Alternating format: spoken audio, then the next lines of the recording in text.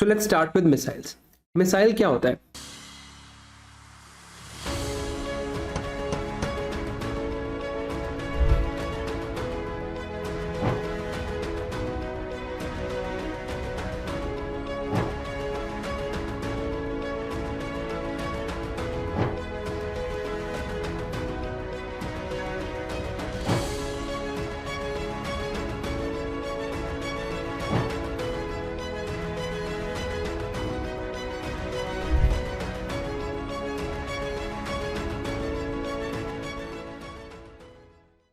देखो, it is a airborne, means it goes in the air. Ranged meaning it has a specific range. Weapon system capable of self-propelled flight. Self-propelled flight means कि missile के अंदर ही, if I hope all of you know what a missile is. Missile के अंदर ही there is a propelling system, right? There is a propelling system inside the missile, जैसे launch vehicle में था, right? And what does it use? A jet engine or a rocket motor. This we know what a jet engine is. Something like that it has. Now it has 5 components. There is a targeting component. Targeting is like, let's say I am launching a missile from an aircraft, from a jet. तो jet पे जो मैं use करूँगा उसे कहेंगे targeting system, right? जिसमें मैं decide करूँगा, okay, I want the missile to go here. Then there is a guidance system. This I will explain in detail once we do India's missiles. आज की एक slide में I'll explain. There are 5 types of guidance systems. मैं सारे समझाऊंगा आपको, right? Then there is a flight system. Flight system means, again, flight system and engine, they're not very different. They are the thing that lets the missile fly. And there is a warhead. Warhead is the bomb. Like I've told you, a launch vehicle or a rocket to space is a car for a satellite. A missile is a car for a bomb. So this is just a car or a system for a bomb to be transmitted. And what is the bomb? This warhead is the bomb. Okay, so there is targeting, guidance, flight, engine. Flight and engine not very different, and warhead. Okay, now obviously it needs a flight system, because let's say this jet releases a missile, a jet, or even from the ground, if a missile is released, it will travel like this in the air and go somewhere. So it needs a flight system and a guided missile. Guidance systems we'll do in detail. Guided missile is what? That if it is going like this, if it is traveling like this, it has this target, and then the target shifts. It has a moving target. Let's say its target was to hit an aeroplane. The aeroplane goes from this place to this place. So the guided missile going like this is able to then change its direction and go here. How it does that, we'll see. Okay, so guided missile means what? That during flight, during in the air, it can change its course. If it is going like this, it can go like this and hit the thing, right? Okay. Now range means how far it can effectively hit a target. The longest range is of missiles that are launched from land. Why? Because from land you can have a lot of things, a lot of fuel, a lot of engine technology used. So land-based missiles will generally have a longer range. Air-based will have a smaller range, and submarine launched will have the least range.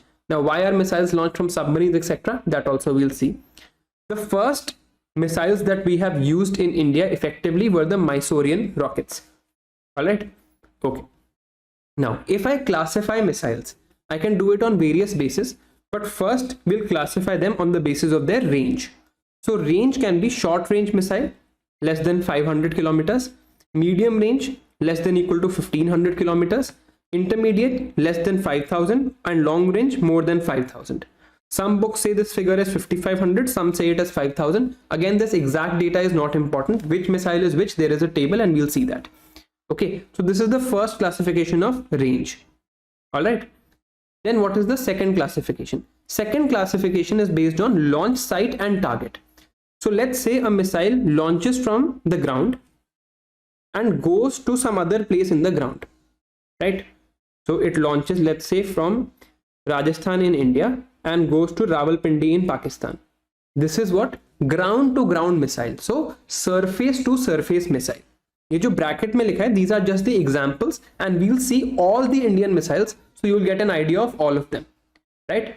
So this is surface to surface, from Rajasthan to Rawalpindi, from ground to ground. Second is surface to air. Let's say it is launched from the surface and it goes and hits an aircraft. That would be surface to air missile.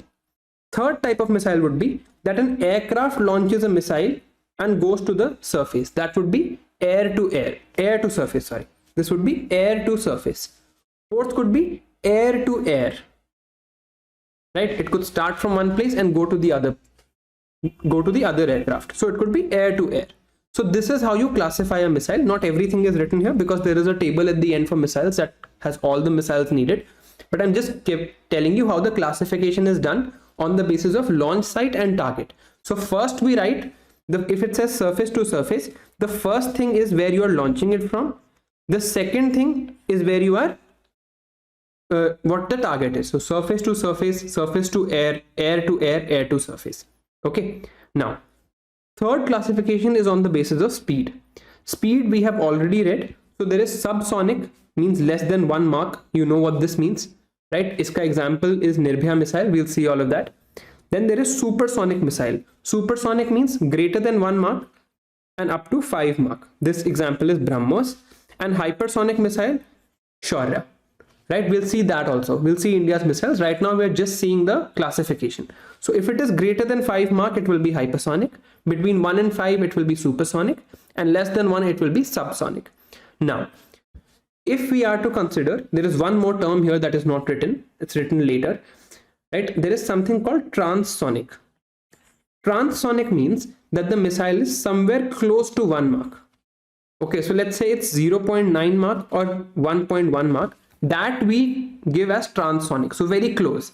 So subsonic is significantly less than 1 Mach and supersonic would be slightly higher than 1 Mach. So around 1.5 or something like that. There is no fixed classification. You just need to know the meaning of these words. And I hope it's pretty clear. Subsonic, supersonic, hypersonic and transonic. All right. Okay. Now, this is an important classification that you need to know, right? The important classification here is ballistic missile or cruise missile, and this is on the basis of trajectory. Now, what is trajectory? Trajectory means flight path. So let's say that a missile, if it launches from this place to this place, like this is one trajectory. If it goes like this is the second trajectory, right? So based on that trajectory, you can also classify missiles into ballistic and cruise. Okay. All right. Now, let's see the difference between ballistic and cruise missiles. We'll study this in detail because this is conceptual और ये important भी है कि आप ये चीज समझो.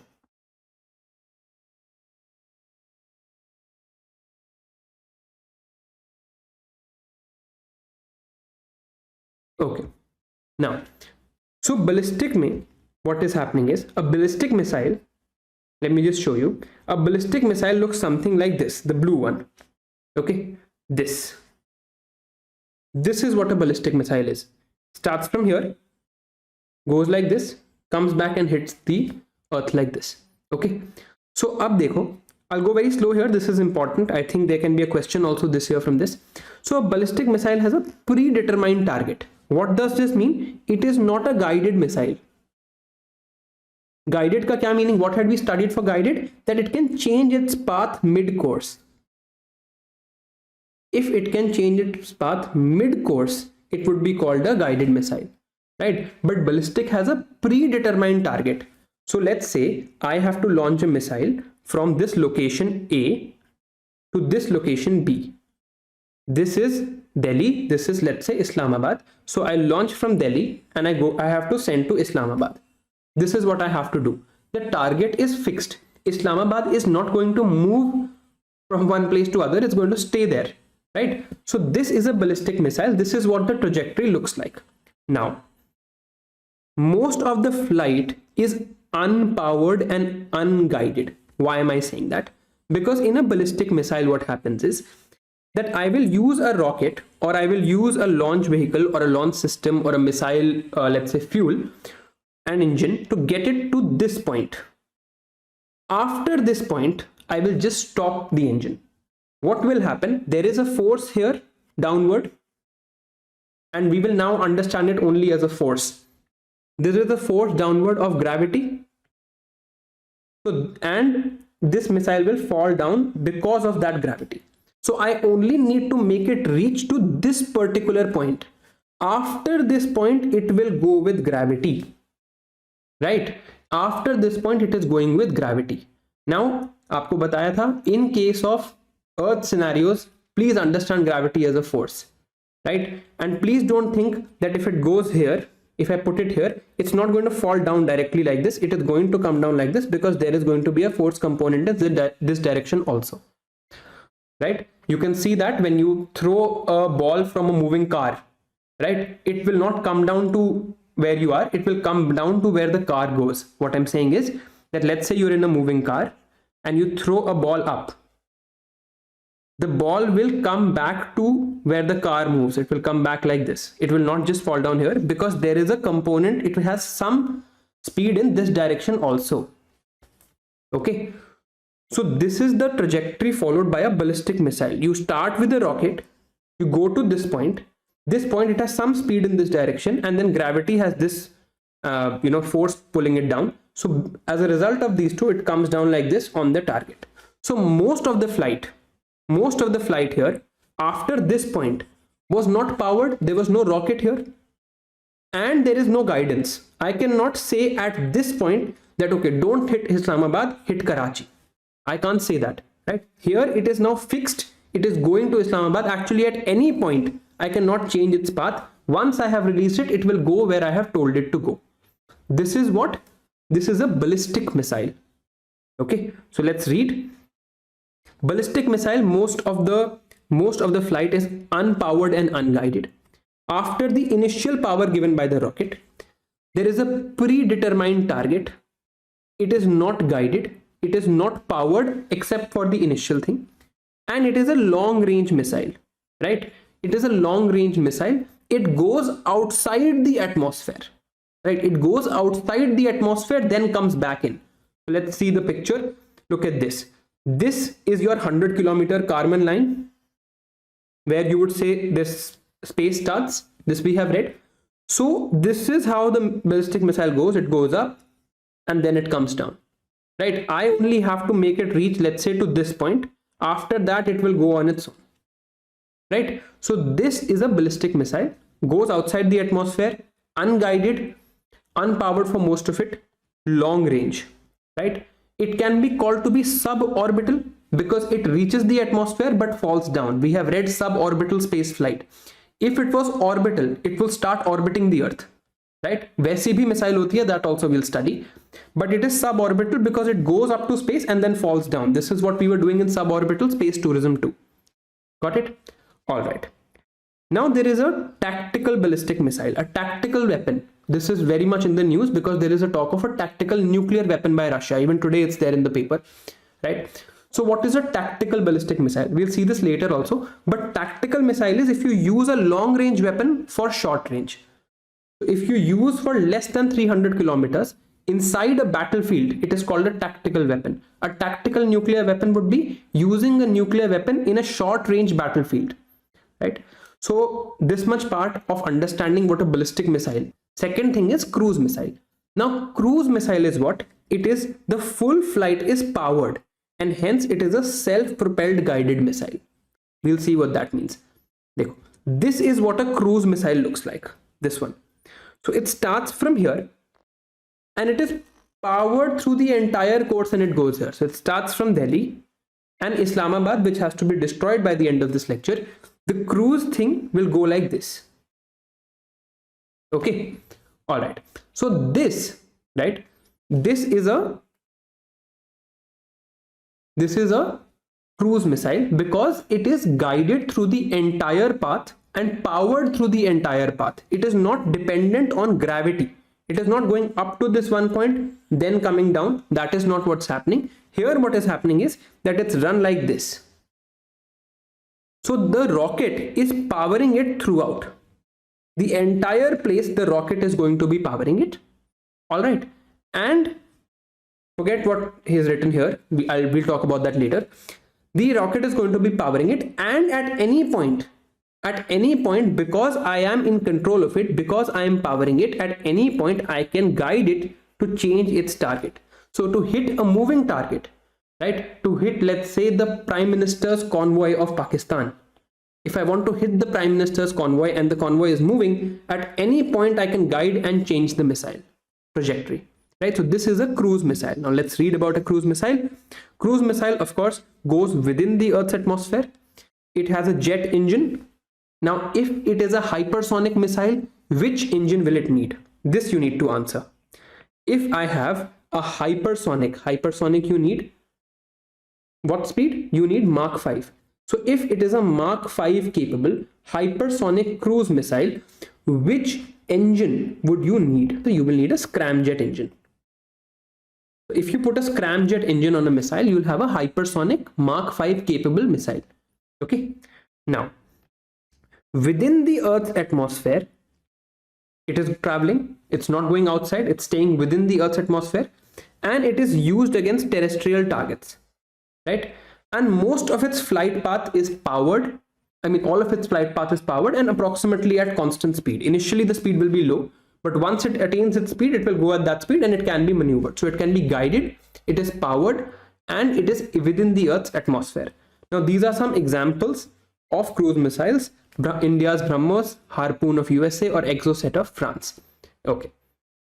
Now, what is the difference between a cruise and a ballistic missile?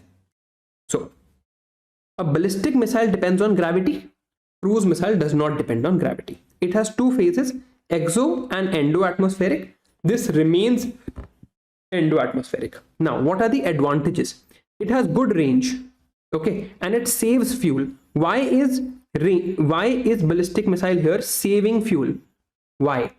It is saving fuel because it has to be only gotten to a certain point. The rest of the path does not require fuel. But what are the disadvantages? It can be intercepted by radar. What is radar and how can it intercept a ballistic missile? हम अभी देखते हैं radar को. But just know here that it can be intercepted by a radar, right? What are the advantages of a cruise missile? It's precise, it's high speed, it's difficult to intercept. Disadvantages, it requires continuous guidance and it requires more fuel, right? Because it is powered through the entire thing. And its range is limited to short and medium. For a very long range strike, like 8,000 kilometers, 10,000 kilometer strike, you cannot go for an engine that will power you the entire time. You will need a lot of fuel. For a lot of fuel, what will happen? The missile will become very, very heavy and very, very difficult to deliver the missile, right? So it is better for fixed targets. Ballistic missile is better for fixed targets. Cruise missile is better for moving targets, right? So I hope the differences are clear. This is ballistic versus cruise missile. Okay. Now let's see what a radar is, and then I'll tell you why a radar can help detect a ballistic missile, but it's more difficult to detect a cruise missile. देखो, radar stands for radio detection and ranging. Okay, this is what radar stands for, radio detection and ranging. Now, radio means what? We have already read in the electromagnetic spectrum that there are some things called radio waves. Okay, radio waves are there. So it uses radio waves.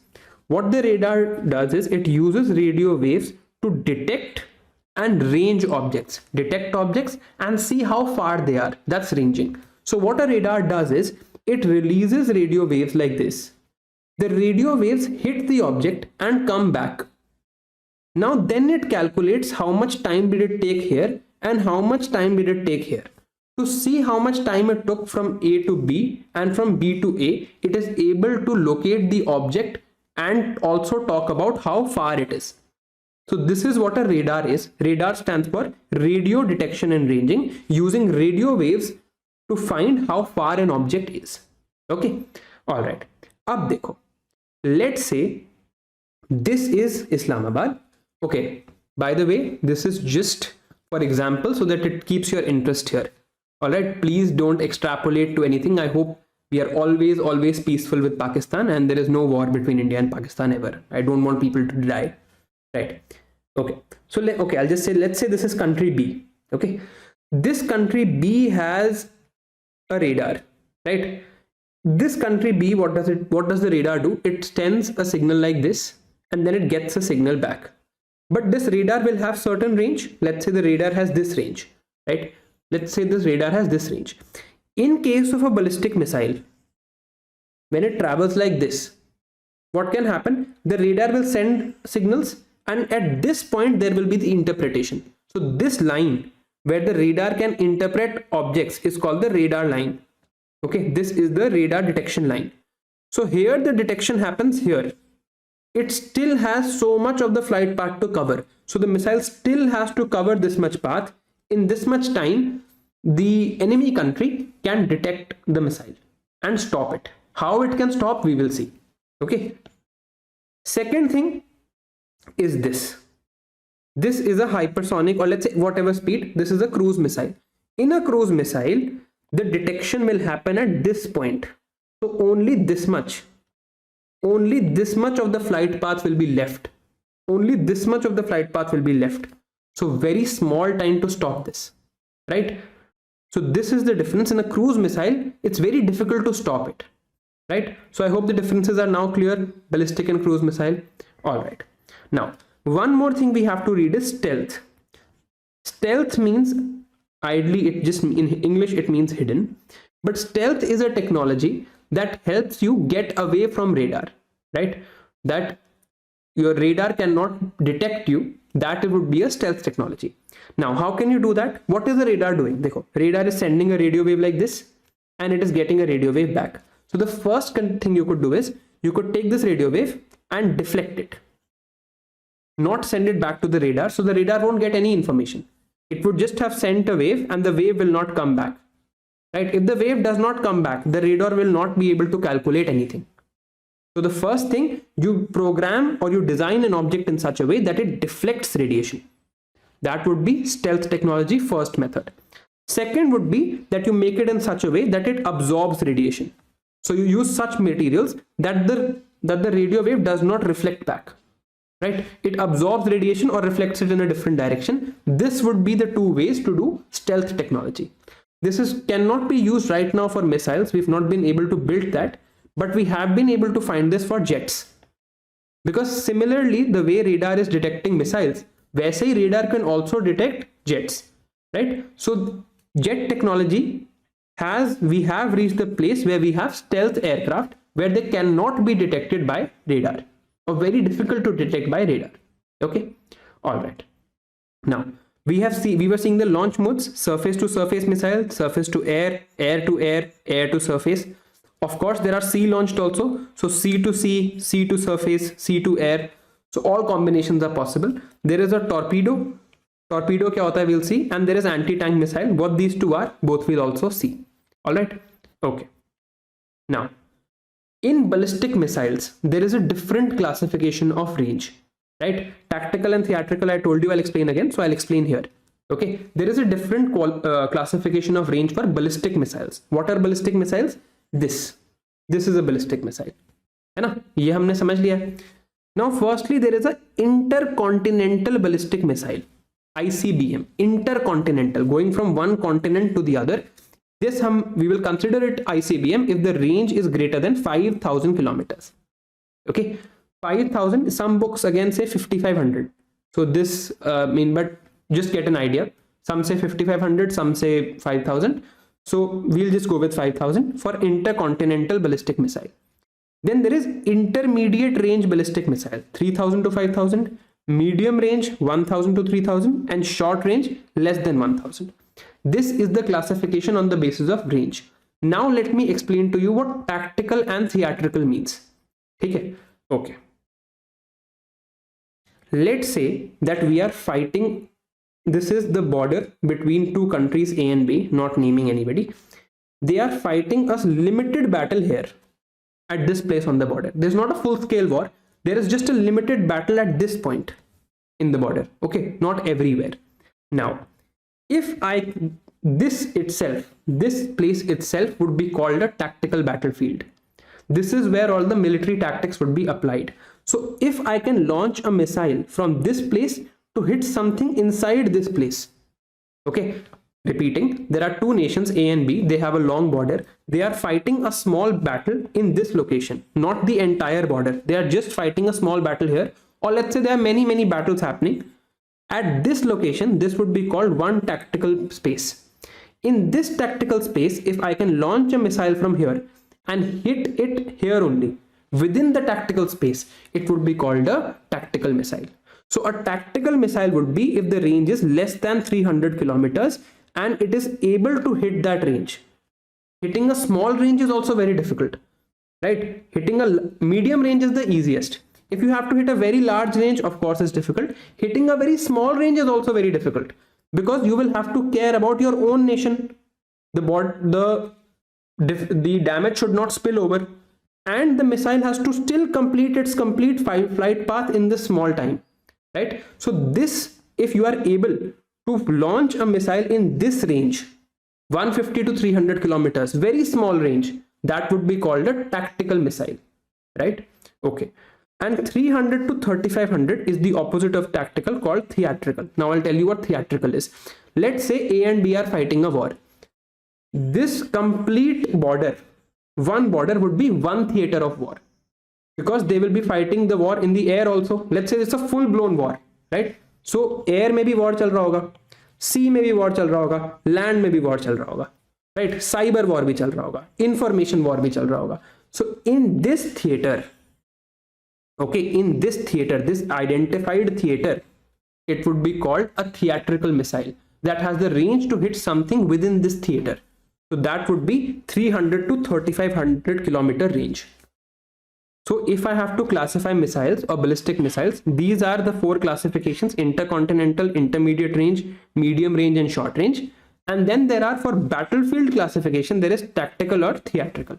Now we have intercontinental ballistic missile.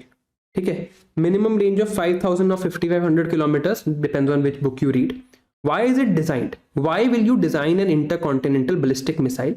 ये चीज ध्यान से सुनना, because in the later part of the lecture we are going to read something called a nuclear triad. For this, your understanding here would be important. Okay, so please listen carefully. यहाँ उतना कुछ tough नहीं है, but there you will need this understanding. Sorry. So an intercontinental ballistic missile has a minimum range of 5500 kilometers or 5000 kilometers. Now, which are the countries that have ballistic missiles actively right now? These are the names: India, Russia, US, China, UK, France, Israel, North Korea. Right? Now you might think Pakistan is also a nuclear nation. Why does it not have an ICBM? They don't have this range weapon, but they have ballistic missiles. And unfortunately for us, they do not need this range to hit India because they are bordering country, right? Okay, so these are the countries in the world that currently have intercontinental ballistic missiles that are operational. Now, if you get an most likely 99.9%, you will not get an MCQ on this. Why? Because nobody can tell if a country has an ICBM or not. These things are generally classified. That is why there are not many questions on defense, because the information is not out there for all of us to use. But still, to get an idea, these are the countries. Okay. Now, this is what I wanted to explain. New ICBMs, the modern designs, they have something called a multiple independently targetable re-entry vehicle. Right? It's called an MIRV. I'll just show you what they are. Multiple independently targetable re-entry vehicles. What are they? They are exo-atmospheric. ये तो समझ आ रहा है, because ballistic missile goes outside the atmosphere. Ballistic missile payload containing several warheads. Each one of them is capable of being aimed to hit a different target. Everyone is capable to hit a different target. What does it mean? Okay, there are 4 non-NPT countries. NPT stands for Nuclear Non-Proliferation Treaty. What the Nuclear Non-Proliferation Treaty says, IR में detail में पढ़ाऊंगा, just giving an idea. What this says is that except for the P5 countries of the world, no other country will make a nuclear weapon. This is what the NPT says. There are 4 countries in the world that have not signed the NPT. They are India, Pakistan, North Korea, and Israel. Okay, out of this, these 3 countries agree that they have nuclear weapons, and Israel has not directly declared. Everybody knows they have it, they just haven't declared it. Okay, so all right, good that you knew this. Okay, so now let's see what a multiple independently targetable re-entry vehicle is. When you launch a ballistic missile, you launch like this, When it is re-entering, where is it re-entering? This is the atmosphere. So it leaves like this, it goes to space, suborbital space flight, comes back. When it is re-entering, what happens is, in its re-entry phase, the missile like this will split into many smaller parts. These smaller parts would be called multiple. Because there are many parts, they would be called multiple. They are independently targetable. So you can pre-program that, okay, this part 1 will go and hit city 1, part 2 will go and hit city 2, part 3 will go and hit city 3, right? Independently targetable re-entry vehicles, because they are letting the re-entry of the missile happen, right? So they are multiple independently targetable re-entry vehicles, MIRV. They are part of intercontinental ballistic missiles. The new ICBMs, they support this technology. Okay, now let's come to hypersonic missile. Okay, so what is a hypersonic missile? A hypersonic missile, I'm sure you can know from the name now that hypersonic missile would be one that has 5 Mach speed, right? And 5 Mach would be 340 meters per second into 5. So approximately it's 1.7 kilometers per second. But some books will say 1.6 kilometers because speed of sound is not exactly 340, it's 332. Okay, so just get an idea. Itni detail mein figure is not important. 5 Mach is important, right? So why are hypersonic missiles in the news? That because DRDO has tested this hypersonic technology demonstrated vehicle, right? Okay, now why is this significant? Because China, Russia and US, they are also going towards the development of hypersonic missiles. Why they are doing it, we'll see. Okay, Mach 5 speed or 1.6 kilometers per second. This is the least limit. Least it has to be Mach 5. Okay, now hypersonic weapons travel within the atmosphere, can maneuver midway. Combined with their high speeds, make their detection and interception extremely difficult. As we have seen in case of a cruise missile can have a lot of speed, right? Cruise missile goes like this. It will be detected here. Now, from here to here, how much time it will take in detection, this depends on its speed. So the faster you make it, the less time the radar has to detect and to respond, right? So the faster you make it, hypersonic, if you make it Mach 10, if you make it Mach 15, it is very difficult to counter it. Okay, this is what is the reason for which people are now going for hypersonic missiles. Okay, so this is hypersonic missile, 5 Mach speed, and we have tested this hypersonic technology demonstrating vehicle. Okay, it demonstrates hypersonic technology. It's not exactly a hypersonic missile. All right. Okay. Now there are two types of hypersonic platforms. There can be two types of hypersonic missiles. The first one is a hypersonic cruise missile, right? So it just starts like this and it goes like this at hypersonic speeds, right? So simple rocket or jet propellant throughout their flight, regarded as being faster version of existing cruise missiles. No difference, right? Just a cruise missile, it's as fast as hypersonic, so it becomes hypersonic cruise missile. Second is hypersonic glide vehicle. Now what does this do? Firstly, it goes up into the air like this. A certain amount it will go up into the air, right? Then it will go at hypersonic speed. Okay, certain amount go up into the air, then go at speed. These are slightly easier to build, and that is why people are making these now. Hypersonic glide vehicle goes up like this and then travels like this. Okay, now let's see the difference. Ballistic missile, first case we have seen like this. Hypersonic glide vehicle goes like this first, and from here hypersonic, and third hypersonic cruise missile like this. Okay, this much is clear. These are the three types of missiles. Okay, this we have already seen that in case of a glide vehicle, the detection will be very late, so it can hit very early. Conventional ballistic missile will go like this. So conventional ballistic missile will give a lot of time for detection. All right. Now this was the classification on basis of Mach number: subsonic, transonic, supersonic, hypersonic, and this is the Mach number in front of it. So it's fairly clear. Okay. Now this is the thing I want you to understand in detail, right? This is what is happening in global geopolitics with regards to hypersonic weapons. So China has recently tested a nuclear capable hypersonic glide vehicle that circled the globe before speeding towards its target. Now this circling of the globe is very, very important and I'll tell you why. Okay, what did they use? They use a fractional orbital bombardment system. Okay, fractional orbital bombardment system with the hypersonic weapons, right? And it led them to fly over the South Pole. Okay, and this is not happening in isolation. This is not just the one thing they did. Kya hua hai? That they are making up strategic forces. They are quadrupling the size of their nuclear arsenal. They are making intercontinental ballistic missiles, new nuclear bombers, new nuclear armed submarines, etc., etc. Why? Because there is going to be war in the South China Sea or in Taiwan in the next 5 years. It's confirmed. I mean, if it does not happen, I'll be very surprised. Okay, there is going to be war there, and there is going to be nuclear deterrence needed. What nuclear deterrence is, what nuclear triad is, we will study today only. Okay, for now, just understand that China has recently made this hypersonic glide vehicle. So hypersonic glide vehicle we know, with this fractional orbital bombardment system, this we know. Okay, this we'll study, and this they have made to make their missile fly over the South Pole. Why it is important? Let me explain that to you. Okay, this is the Earth. Okay, this is the Earth. Here is China, and here is the US.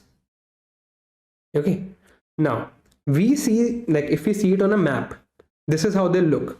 But actually, if we look at it from the top, right, China is somewhere here, USA is somewhere here, right? This is the Pacific Ocean in the background, and this is US. Now, हम क्या देखते हैं? हम Earth को flat map पे देखते हैं. So we feel that if a missile has to flow from China to the US, it will go like this, right? But the shortest path actually, अगर आप 3D में globe में Earth को imagine करो, the shortest path is like this. Because I'm sure you're able to visualize, it's a sphere. So across the sphere, you can go from the top of the Earth, and that would be the shortest path. This is in the background. इसके पीछे जो Earth का जो part है, उसकी बात हो रही है. Since I cannot display a 3D thing here, I just want you to understand that this is the shortest path, the easiest way for a missile to go. Right? Now, अब आपको क्या बताया था कि ballistic missile ही जाएगी इतनी range पे, तो these countries are not close together. There is a lot of distance. So China would ideally fire a ballistic missile like this. To defend against this, what would US need? US will need radars. And these radars would point here. USA is here. इसके नीचे क्या है? Mexico. इसके नीचे क्या है? South America. None of these countries pose any threat. Okay. And USA के ऊपर क्या है? Canada. So none of these countries pose any threat. What is the major geopolitical threat US has faced in the past 100 years? It was from here, from the USSR. अब ये Arctic region है, तो USSR would also fire a missile like this. जब cold war चल रहा था, तो ये सोचा था कि USSR would like release a missile like this to USA. So what did USA do? It built its radars pointing towards the North Pole. That if we are going to get a missile, we are going to get it from our northern side. Nothing from the southern side. There's no nuclear weapon country here. It's only going to come from USSR. So they built a very effective radar system to defend against this. Okay. Now what did the Chinese do? The Chinese found that if we send a missile like this, these radars will stop it. They will at least interpret it and stop it. How it is stopped, we'll see. Okay. So what did the Chinese do? Chinese developed a missile that would first go into orbit. It would achieve orbital flight. Then in orbit, it would release from the orbit at some point, which point is not known to the enemy. Right? तो क्या करेंगे? Missile पहले ऊपर जाएगी, अर्थ के orbit में आ जाएगी. I'll draw different Earths to explain. This is the Earth, this is China. Missile goes up, starts orbiting the Earth like this. Now at one point, the missile says, okay, now I'm going to deorbit and hit. So it deorbits over the South Pole and then goes like this. Right? Now USA is in a lot of trouble because the radar used to point here. This is a huge problem. So this is what a fractional orbital bombardment system is. You take a missile, you put it into a stable orbit, then you make it deorbit and hit the target. So now USA needs a radar in all directions because it can come from anywhere, right? This is why the FOBS is important. It was asked also before, and this is why it is scaring the US, right? It's written here, that would pose a big challenge for the US military because its missile defense systems are focused on the North Polar route. Why are they focused on the North Pole route? Because of their traditional engagement with USSR. Okay, I hope this much is clear.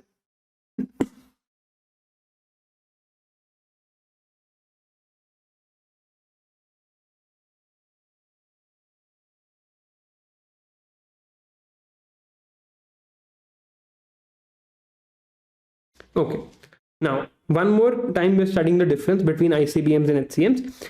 ICBM is intercontinental ballistic missile. Traditional ballistic missiles, predictable flight path, lack the element of surprise.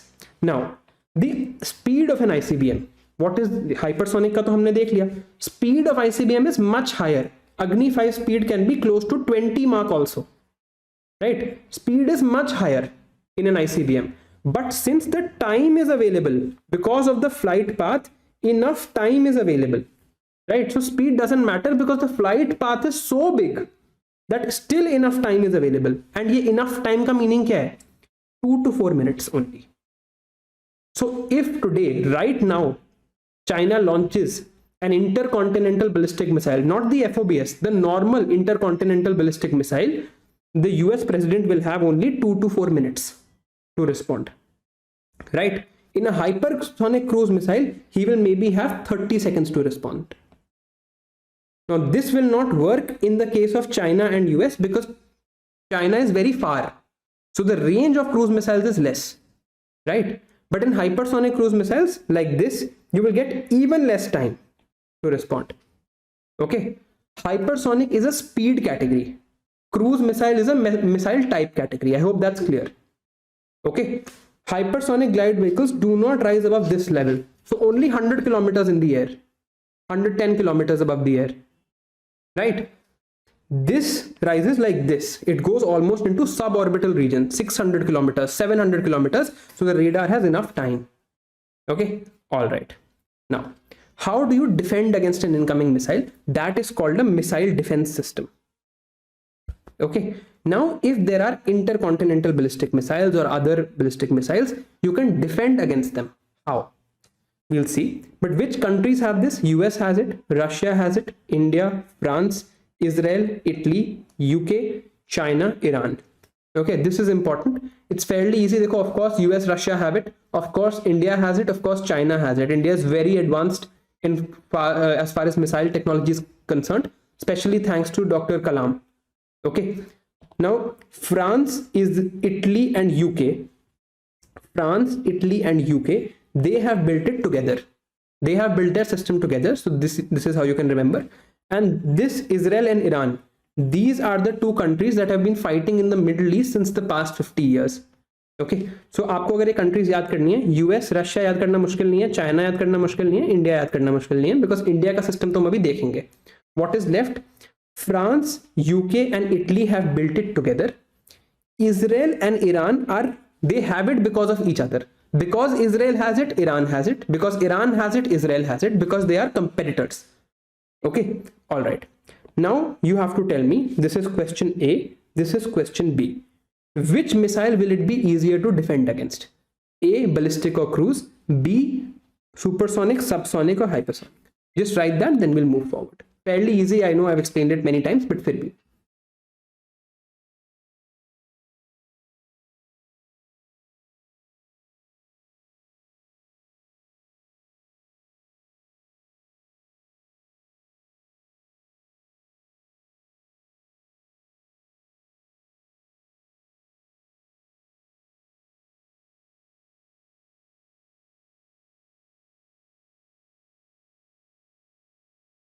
Good. The easiest way it would be to defend against would be ballistic because you'll have more time, and subsonic, so even lesser speed, right? You need most time to defend. Okay. Now let's see the defense systems of various countries. France, UK and Italy have the PAM system. This is the principal anti-air missile system. How it works is not important, right? It is also known as Sea Viper in the UK. France and Italy, they also made together the Aster missile system. Here the names you'll have to remember. They are in the one pager, by the way. Okay. Israel has the Arrow missiles. It has the Iron Dome, the Iron Beam and the Barak 8 missiles. Okay. USA has the Terminal High Altitude Aerial Defense. China has the KT and HQ series of missiles. Russia has the A135, A35, S400 and S300. S400 China has bought. India has also bought. Okay, so these are the names of those missile defense systems. Now, let me check some other IR from you, because this topic is very connected from IR. This is Israel. Okay, just a second. I'll draw it exactly. So let's say this is Israel. All right. Now, there is a country here called Syria. There is a country here called Jordan.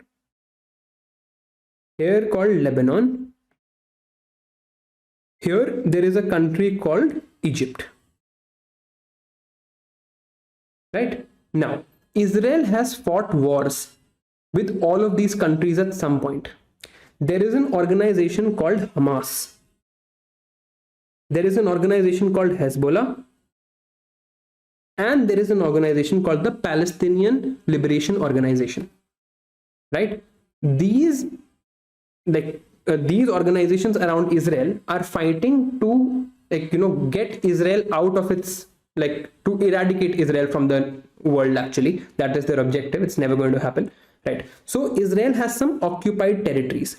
This here is called the West Bank. This is called the Golan Heights, and this is called the Gaza Strip.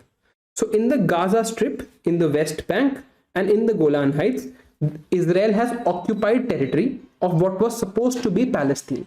So these organizations, Hamas, Hezbollah, and sometimes the Palestinian Liberation Organization, they launch rockets towards Israel, because rockets they get, and who supports Hamas? Iran.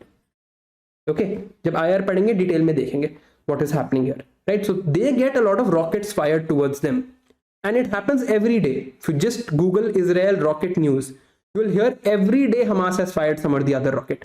Okay, so that is why they made this one of the most advanced defense systems in the world to guide against rockets, right? So this is the Iron Dome that Israel has. It's likely that it's asked this year because Israel is a lot in the news this time. That's why I'm focusing here. So ye please yaad rakhna, the Arrow missiles, Iron Dome, Iron Beam and the Barak 8 missiles to guard against Israel. Baki jab IR padhenge then we'll see. Okay. So how does a ballistic missile defense system work? Yahan pe launch hua, right? At this place the radar interprets it. Okay, now the radar station has seen it. The radar lays the information to the command and control system, and what do? You launch your own missile against the incoming missile. It is almost like trying to hit a bullet with another bullet in space. Okay, this is what an anti-ballistic missile system does. But since radar is tracking it and this missile is guided, you can get it to an exact location. So you get it and you fight it in the air. If you want to see something really beautiful, go to, it's not beautiful actually, it's war technically, go to YouTube and just write Iron Dome video. You'll see how the Iron Dome actually works and what it looks like in the night sky. It's so effective that Israeli citizens, they go on their the roofs of their houses and they drink beers when they see rockets of Hamas being destroyed in the air, because not even a single rocket lands in Israel. It is that effective, right? They're that good at it because they have a radar station that will first see the missile, then the missile launcher will go and it hits the incoming missile with another missile. Where does it hit? It hits, mostly they try that it happens exo-atmospheric. So if you do it at outside the atmosphere, it does not even lead to pollution. It might lead to the creation of space debris, right? But it will not lead to pollution. If you do it inside the atmosphere, then there is a risk. If you do it close, then some fragments will fall on the ground. Some pollution will be generated. But exo-atmosphere, whatever gases are generated beyond a certain level is not a problem for us. Okay, so this is how a missile defense system works. Again, I've shown you here. Enemy missile is launched. First, the radar tracks it. Then it lays the information, and then in the air, you send another missile and you hit it here. Right? You try and do it exo-atmospheric. That's best, but it can be done endo-atmospheric in case of emergencies. All right, if in case you missed the first time. All right. Now, what is India's ballistic missile defense system? Right? India's ballistic missile defense system is composing of two parts, PAD and AAD. Okay, why have we made it? We have made it because unfortunately in the world, we live in one of the most unstable locations or geographies in the world. We have one nation to our west called Pakistan that does not have a functioning economy, that does not have a functioning education system, whose women are oppressed, but unfortunately they have a nuclear weapon. And we have towards our north a nation called China that is a dictatorship, and it has more nuclear weapons than we do. Right? So we have two nuclear weapon countries on our border, and both of them are technically hostile to us. They are not our friends, allies, in bonhomie with us. Right? So this anti-ballistic missile system for India becomes a necessity. This is a geopolitical necessity.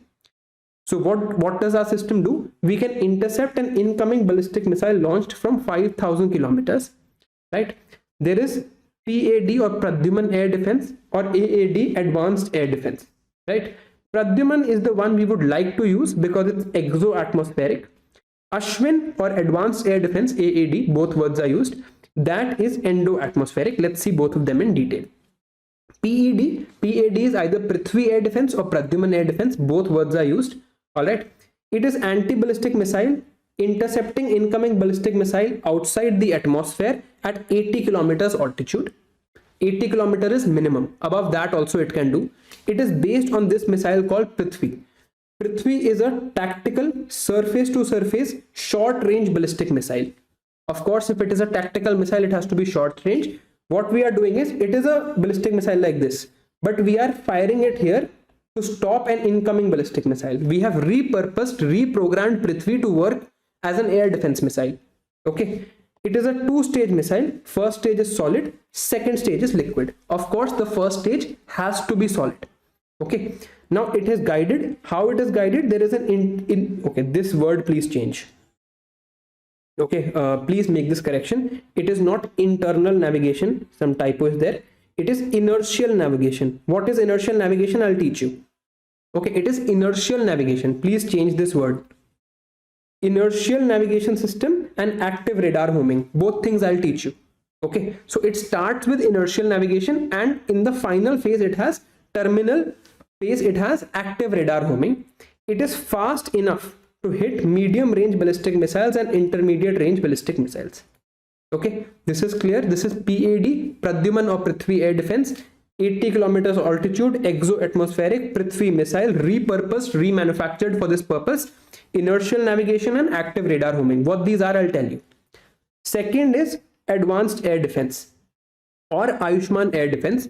This is anti-ballistic missile, intercept incoming ballistic missiles in endo-atmospheric. Let's say the PAD fails. Then you need the second line of defense, which is AAD. Now AAD is only single stage solid fueled because it does not have to travel that much. It only has to travel about 40-50 kilometers. So only one stage is enough. So here we have solid fueled. Guidance is similar. The only difference is that the RFID seeker, right? What is RFID seeker? This also I'll tell you. But the RFID seeker made here is indigenously developed. We have developed it on our own. Here it is not indigenously developed. Where is the RFID seeker in its guidance? ये हम अभी देखते हैं. Okay. Just remember inertial navigation and active radar homing. Okay. All right. The other missile defense system that we have not made ourselves, but we've got from Russia, is the S-400. Okay. Now, before this we had the S-300V. Okay. And now we have the S-400. According to the Stockholm International Peace Research Institute, its name is Peace Research Institute. It only does research on war. Okay. It is capable. It is one of the most advanced air defense systems in the world. Okay. Why is it the most advanced system? I'll tell you. So it can target unmanned aerial vehicle. It can target ballistic missile. it can target cruise missile, it can target enemy aircraft, it can target airborne warning and early control systems. What these are, I'll tell you, right? It can target anything in the air. That is why it's very, very advanced. It can even be repurposed to hit ground targets. This also is written in the slides. I think this, before this it's written that it can be repurposed to hit a ground target also. Okay, so it's very advanced. Now you might think how a cruise missile can be targeted. It's difficult, but it can be done. Okay, it's difficult, time will be less, but it can be done. Okay, the range, why is the word 400 here? Because the range is 400 kilometers. This is the maximum range of its targeting. It can engage at 400 kilometers, at 250, at 120, and also at 40 kilometers, right? And it can engage 80 targets at one time, and response time is only 9 to 10 seconds. Is pe mains 2021 mein there was a question, okay, and they had never asked defense in the mains before. I was also stumped. Nobody knew what to do. But जब ऐसा मान लो आपको mains में मिल जाए, what it said is that S400 is the most advanced system in the world. Okay, explain. तो देखो what happens is हमें भी नहीं पता था and किसी को नहीं पता था कि इस टाइप का क्वेश्चन आएगा, right? So you know, like this thing was clear, okay, because 400 you can understand, but other things were not clear at that time. So if you get such a question, you can still write general things. It can engage many targets at one time. It has less response time, right? It is capable against multiple modes. It can engage different types of targets, right? Okay, so this is the S400. Now S400 की जो abilities हैं, they are limited by something called the anti-ballistic missile treaty. It was made by Russia, okay, as per the anti-ballistic missile treaty between US and Russia. Okay, what was the anti-ballistic missile treaty? It was an arms control treaty between US and Russia. Okay, and they had said that both these countries will be limited to 2 anti-ballistic missile complexes and 200 anti-ballistic missiles. They had signed this at the time of the Cold War. This is when Russia had started making its S-400. In 2002, US withdrew from this treaty after the Cold War ended. Okay, now there is a question for you. S-400, I hope it's clear. It can engage many types of targets, 400 kilometer range. Just read the slide, static information hai baki sab, it's pretty clear. But now there is a question for you to see how aware you actually are. There is another treaty between US and Russia that Russia has sort of pulled out from. They've not really pulled out, they've suspended that treaty recently. That was the last remaining treaty between US and Russia. I'll teach this in IR, but there was the last remaining treaty between US and Russia. What was that treaty called? This is the question. Please answer in the comments.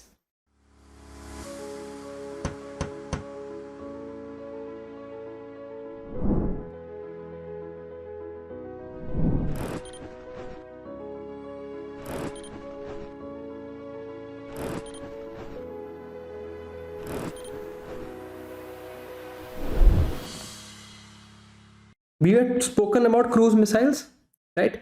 Cruise missiles are difficult to intercept via conventional methods. Why? Because they don't go like this, right? So we have, this is called Ashwin air defense or Ayushman air defense or advanced air defense. You can use any name, right? They will not ask this here. It's a very old system now. It can intercept cruise missiles below a certain speed because it can interpret at 40 kilometers. This is the place where cruise missiles generally are. Now there is something called an airborne early warning and control system, AWACS or AEWCS. What is this? It looks something like this. It is an aircraft that has this system on top, right? It has a radar or a AWACS or basically a device to look at the ground and to scan the ground. It's an aircraft that has that device. So why is this used? You fly the AWACS for something called reconnaissance. Reconnaissance is basically spying. It's a good word for spying. Okay, you fly this aircraft over somebody else's country.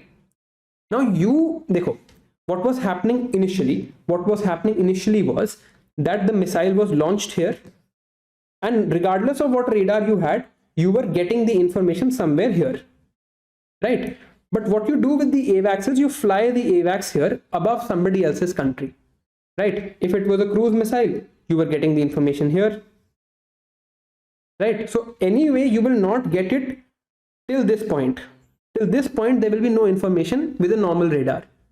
Okay, but with an AWACS, what you do is you fly the AWACS plane above somebody else's country and you monitor their launch sites. So you will get an information as soon as the missile is launched. And it's only a game of time, right? You have more time, you can stop the missile. You have less time, you won't be able to stop the missile. Okay, now this is an AWACS, so it's basically a radar in the sky. Now the same job can be done through a satellite, but satellite is far away, so can't look that closely. And the same job can be done through a spy balloon.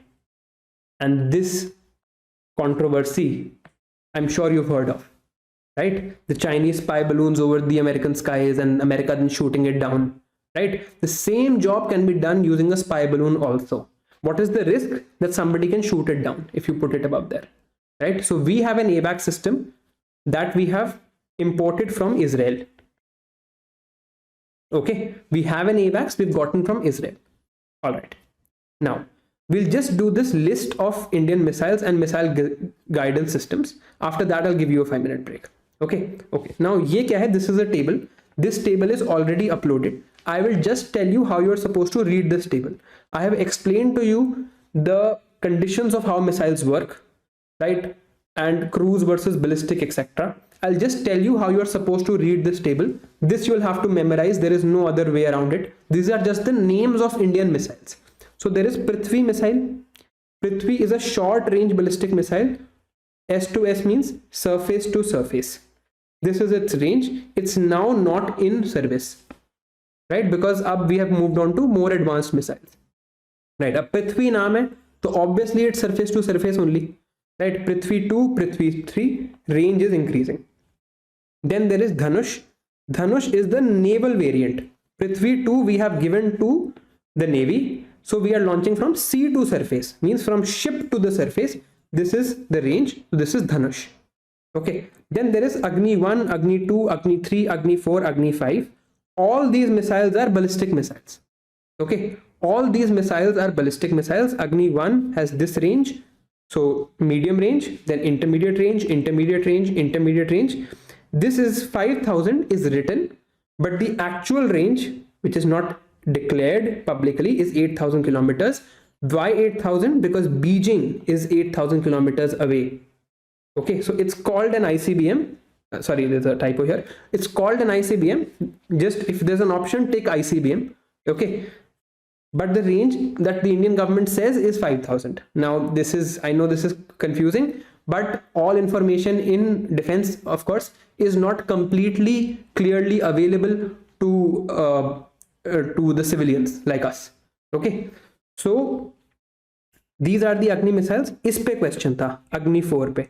Agni 4's range is 4,000 and the question had said 7,500 kilometer, right? So मैंने आपको कहा था data generally is wrong and that is why the data was wrong. The question was not on Agni 5, it was on Agni 4, which is an intermediate range ballistic missile. Here stages are also written: single stage, two stage, two stage. This is 3 stage, and in Agni all the missiles are solid staged. All the stages are solid. Okay. Then there is Agni Prime. This has a maneuverable re-entry vehicle. These details are pending because it's still in testing and development. Agni Prime we'll see in detail. Then there is Trishul. Trishul is short range naval missile, which is surface to air missile. It has 9 kilometer range and now it's not in service. We have abandoned it. Then there is Akash missile. Akash is supersonic. Akash naam se clear ho raha hai. Trishul bhi naam se clear ho raha hai. Trishul you can throw like this in the air. So you can think surface to air. Okay. Then there is Akash missile. Akash missile is supersonic. You know what that means. Medium range, 30 kilometer. Now, why is this medium range? Because air missiles ka the criteria of classification is different. So 30 kilometer range, surface to air missile. Why is it important? Because it has been export authorized to friendly nations. So Akash is important. Okay. Export has been authorized to friendly nations. Now, there is the Nag missile. Nag is a anti-tank missile. Okay. It is indigenously made. It has three types of guidance: wire guided, infrared, and millimeter wave guidance. I'll tell you what these guidance systems are in just a minute. Okay. And there is a Helena missile. Helena stands for helicopter launched NAG. So it is a helicopter to tank missile like this. This is what a Helena is. NAG is like there is a soldier here and there is a tank. You send a missile like this. This would be NAG, right? Helena would be this, from helicopter to tank. This would be Helena. Okay. All right. Then there is Astra. Astra is air to air missile beyond visual range. What does beyond visual range means? That the pilot does not need to see the enemy aircraft. It is beyond the visual range. Even then he can hit. Then there is Shaurya. Shaurya is canister based medium ranged hypersonic missile. Okay. This is the range, right? Again, range exact is never given to the public. Canister based meaning is important. Okay. What is canister meaning? Canister means that missile is like this. It is in 3 parts or 4 parts. So you can transport it like this. Then you can assemble it in the battlefield. This would be a canister based missile. If you have a canisterized missile, it makes it much easier to transport. If a missile is, let's say, this big, you don't have to take the entire missile at one go. You can break it into small parts, transport it easily, then assemble it again, right? Then there is the Prahar missile. Again, quick QR means quick reaction. Omnidirectional warhead. What this means is not important, right? I told you Prithvi 1 was not in service, so Prahar is made to replace Prithvi 1. Then there is K4. K4 is SLBM, ship launched ballistic missile, goes from underwater to surface. Why there are ship launched ballistic missiles? This is connected with the idea of nuclear triad, which we will see soon. Okay, this is named after Dr. Kalam. See, nuclear triad, second strike capability. आपको बताऊंगा मैं आज की class में. Then there is K-15. This is also a ship launched ballistic missile, underwater to sea surface. K-15 has less range, K-4 has very high range. Okay, all right. Then there is Barak 1. Barak 1 and Barak 8 we have taken from Israel, because जब हम missile defense भी देख रहे थे, we had taken from Israel, right? So these are of course surface to air missiles. Surface to air missiles. These are the range, right? It can be launched from ship. Mostly they are launched from ship, so ship to air, or they can be launched from land also, but mostly they are used in ship defense. Barak 1 and Barak 8. And the last missile you need to read is Nirbhay. This is a subsonic missile, nuclear capable missile. But why are we making subsonic? Because it is stealth. Very difficult to pick up on radar. It's slow, but it's stealth. So that's a good thing. Okay. So these are the Indian missiles. Just I would need you to read this table once. Now, this is the last thing we're doing before the break. This is missile guidance systems. I have not added this in the slides because you do not need to know this. But I know since all my students are very curious, I'll just explain what these are to you. But आपको ये जानने की जरूरत नहीं है, right? आपको ये याद करने की भी जरूरत नहीं है. That is why I didn't put it in the slides. और नहीं समझ आता तो कोई बात नहीं, right? So what does missile guidance mean? It means कि मिसाइल ऐसे हवा में जा रही है. हवा में जाते जाते I'm able to change its course to hit a target. Okay, okay. पहला है command guidance. Command guidance means कि मैंने यहाँ से मिसाइल लॉन्च करी. Now when the missile is in the air, the launch site is able to give certain information to this missile to change the direction. So the missile has what? The missile has a receiver where it keeps getting information from the launch site. So this is a command guidance missile. Second is semi-active. Semi-active missile means that the missile has a passive radar receiver. So what happens is, let's say this aircraft has launched a missile to reach another aircraft. Now this missile has a receiver. It will get information from the aircraft. So till this aircraft keeps pointing towards the enemy, the missile will also go and hit the enemy. इसकी problem क्या होती है? That the aircraft that has launched the missile, it will have to keep pointing towards the enemy till the missile hits. So this person might get exposed. So this is semi-active system. First was command system, where you are getting information from the launch site. This is for ground things. This is from air launched missiles. Third is active. We have read the term active radar homing. Active radar homing means what? That the missile itself has a radar. Missile के अंदर एक छोटा सा radar लगा हुआ है. So what is it doing? It's sending radio waves, receiving radio waves, and on the basis of that, the missile will go and hit the target. Right? It will not take any signals from the launch site. It has a radar in itself. Then there is inertial guidance. This also we have seen. This uses GPS and gyroscope. Right? Gyroscope is an application of GPS. GPS from the satellites that we have in the sky. That is why building Navik was very important. That is why we read something called restricted positioning, because these satellites are important for this. So inertial guidance, you use the guidance from GPS satellites to the missile. And last is passive guidance. Passive means that the missile itself is not emitting anything. It is taking emissions from the target. For example, a heat seeking missile. So it will start like this. Let's say it is chasing an aeroplane. So aeroplane has an engine. Aeroplane will emit certain heat from that engine because engine will be working, fuel will be burning. So this missile will go to the point where the heat is coming, and it will go and hit. So these are the 5 systems. Again, you don't need to know this, just giving you an idea. Command, that you give the information from the launch site. Semi-active, that the missile has a radar receiver. Passive radar receiver from the plane. It cannot itself check from the target, but the launch plane can give it information. So launch plane has to stay directed. This was the disadvantage. Then active, missile itself has a radar. Inertial, use GPS. And passive, you have a target emission. So you go for a heat seeking or something like that.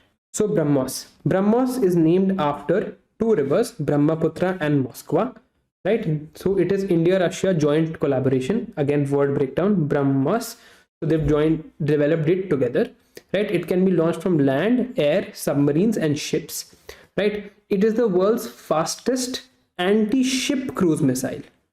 So anti-ship missiles में it is the fastest in the world. It has 2 stages. हमें पता है अब इनका मतलब, solid stage then liquid stage. अब table में भी एक जगह लिखा था no MTCR issues. MTCR issues क्या हैं? MTCR says that if you are not a member of the MTCR, right, or to countries that are outside the MTCR, MTCR members will not export missile technology that is more than 500 kilometer, that is more than 300 kilometer range. Okay, this was the problem. Okay, India was outside the MTCR, right? We came only in 2016, right? So till then, Russia had still made Brahmos with us. So what did India tell the world? India told the world that the range of Brahmos is 290. So this 300 kilometer barrier was not breached. Okay, the moment India became a member of MTCR, I think 2 months later, they said the range of Brahmos is 400. Then after some days, they said it's 600. Now they say it's 650. Right? That is why questions on range are generally wrong. So obviously the range was it was from the starting, it was 650. But they did not tell that to the world because then Russia had an obligation under MTCR to not export this technology to India. MTCR is the Missile Technology Control Regime. Now that we've come into the MTCR, we can very openly talk about what our missile ranges are because we are not violating any international laws. So till we were not member of MTCR, we said range is 290. Okay, as soon as we became member, we said range is 400. Now we say range is 650. So originally also, I'm just assuming, originally also that 650 is the range, but they did not declare that openly. Okay, all right, this is what a Brahmos looks like. It is universal long-range supersonic cruise missile. Why universal? Can be launched from any land, sea, right? Then it is a collaboration between DRDO and Russia. Brahmaputra and Moskva is the name. It has a fire and forget principle. That means it has an active guidance system, right? You just fire and forget, it will go and seek. It can also be passive guidance system. Basically, it means it has a guidance system that you don't need to continuously feed information to.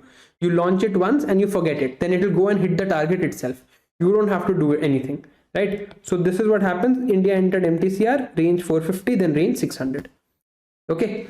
Now, what are other similar missile systems like this? The Chinese HD-1, Tomahawk, very common, used by US in the Iraq war. Israel's Sea Breaker, and this P-800 Onyx. The name is important, anything else is not important, right? Then some other missiles that you need to know. There is Python 5. This is an air-to-air missile of Israeli origin, and it is integrated with the Tejas. What the Tejas is and how it works, that also we'll study. This is beyond visual range missile. You know what that means now. And in the Avangard. Avangard is a Russian deployed hypersonic long-range nuclear-capable missile. This is the one they might launch into Ukraine. There are other many Russian missiles also. So just announcing one thing, that there will be an update document for defense containing all the weapons that Russia has used or Ukraine has used, because I think they might ask something like that. So I'm waiting. I'll give this to you towards the end of the course. It's just be a list, nothing new there, right? We'll do that so that अगर वो कुछ पूछ लेते हैं उससे, because उसका likelihood high है, because it's been so much in the news, the war has been so much in the news that they might ask this year, right? Okay. So now, what is Agni Prime? It is a short range surface to surface missile. This is the range, 1000 to 1500 kilometer. It can carry a 1000 kg nuclear warhead.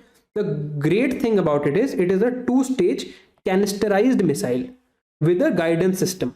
So it is ballistic, but it has some level of guidance. Okay, some level of guidance is there, and it is canisterized. Canisterized means it can be broken down into cans, so to speak. So it can be transported and be launched from anywhere. So now imagine, this is India. I'm just drawing like this, right? And you have to launch against China. Now, if your missile silos are here, then they also know the launch is going to happen from here. But if you have a canisterized missile system, you can first transport the missile here, then launch from here. You can take it to sea. You can even take it to a different friendly country and launch from there. So it becomes very difficult to defend against. That is why a canisterized missile system is generally better, but also more difficult to develop. Okay. Okay. One more thing that was in the news recently is this SMART missile. So SMART is a supersonic missile assisted torpedo. For that, you'll need to understand what a torpedo is. A torpedo is something that travels within the sea. It travels like this and it hits ships, right? Or it can travel within the sea and hit a submarine, something like that, right? That is what a torpedo is. Torpedo has a propeller at the back of it. The missile looks like this, right? And at the back it has this. Okay, this spins and it travels in the sea. It travels in the sea, it hits the ship, and then the ship explodes, right? So normally, what is the normal way of launching a torpedo is that you just launch from here like this, or here this way. This is the normal capability. What is a supersonic missile assisted torpedo? That you first launch a missile, missile falls into space, then the torpedo starts to move, right? So the range has increased a lot, and this DRDO has developed. If you are asked, you will only be asked a one-liner that the SMART missile is developed by DRDO is in what context. So it is obviously in ship context, and it is used, torpedoes can be used by submarines against ships like this, or they can be used by ships against submarines. So it is this SMART technology is for anti-submarine warfare. This is all you need to know. Okay. Now let's look ahead in what India is doing in missiles. So we are now collaborating with Russia to make a Brahmos 2, which is hypersonic, Mach 7 speed. Brahmos is currently supersonic. Then we have Mission Shakti. This is anti-satellite weapon technology. Okay, of course, it will create the problem of space debris, but if there is a reconnaissance satellite, a satellite that can spy on India, for that you need this Mission Shakti, or the anti-satellite weapon. Then this we have already seen, hypersonic technology demonstration vehicle. Then we have a hypersonic wind turbine test facility, wind tunnel test facility to test the development of hypersonic weapons. Just you need to be aware of what is happening, not go into the details of this. Okay, now some missiles that are in news. Agni 3 is in news, we've already discussed. S-400 is in news, this we've already discussed. Then they made a new anti-tank guided missile. Now this is important, and I'll tell you. We have a main battle tank Arjun. This main battle tank Arjun was developed by DRDO. Okay, now normally, so let me explain something to you. Normally what happened was, जैसे मान लो tank होता था, ठीक है? Let's say there was a tank. Earlier what used to happen was that to kill, sorry for my drawing, that to destroy a tank we used to use anti-tank weapons like NAG missile was there, anti-tank missile weapon you'd use, it would explode the tank and the tank would die. Then they came up with a concept called explosive reactive armor. Explosive, again, see, itna detail important nahi hai, that's why I haven't put it in the slide. I'm just explaining for your curiosity. Explosive reactive armor. What is explosive reactive armor? Tank का जो armor है to protect against missiles, there is an explosive here. Tank के अंदर ही एक explosive लगा रखा है, छोटा explosive but लगा रखा है. When the missile comes, like this is, let's say, a normal tank, and this is a tank with the explosive reactive armor. In the first case, anti-tank missile comes, it will hit. No matter how thick you make this armor, the missile will be able to get through after some level, right? So कितना ही thick बना लो, even a 10-inch thick armor can be gotten through. So this approach was failing. So what they did now is they made something like this. So the missile comes. As soon as the missile reaches here, this explosive device is able to sense the missile and it explodes. When it explodes, this plate here goes out in this direction. This missile is coming. As soon as it's very close, the tank will do an explosion on its own. It's a small explosion, so tank does not get damaged, right? Here is the rest of the tank does not get damaged. Explosion happens here. Now after the explosion, the plate moves out, it hits the missile in the air. So after the explosion, what happens? This is the tank, this is the armor. So the explosion happens here, right? After the explosion, this moves out like this and it meets the missile somewhere here. So the missile explosion happens here and the tank remains safe. This is what an explosive reactive armor is. It is a way to guard a tank against incoming missiles. Now to counter this explosive reactive armor technology, we have come up with this tandem high explosive anti-tank warhead. Tandem means repeated. So this missile will explode twice. Once for the explosive reactive armor and second for the actual tank. So the tank will die even if it has an explosive reactive armor, right? So this is what is in the news and this is what they have developed. आपको सिर्फ ये याद करना था, but now that I've explained, I'm sure it would be easier to understand. Then there is man portable anti-tank guided missile. Man portable means that person can carry it, right? Baki, just read the information here. That's all it means. Guided you're clear of, anti-tank you're clear of. Man portable means it can be carried by a person. Vertical launched short range surface to air missile. This is something that you can launch vertically or you can launch from the ground. So it doesn't have to travel like this, it can travel like this. Okay, so it is a vertical launch short range surface to air missile, and this is QRSAM, quick reaction surface to air missile, that can be launched without a lot of delay, with a quick reaction after seeing an aircraft. It has a small range, but it is used to protect army units from aircraft. Let's say you have the army going like this.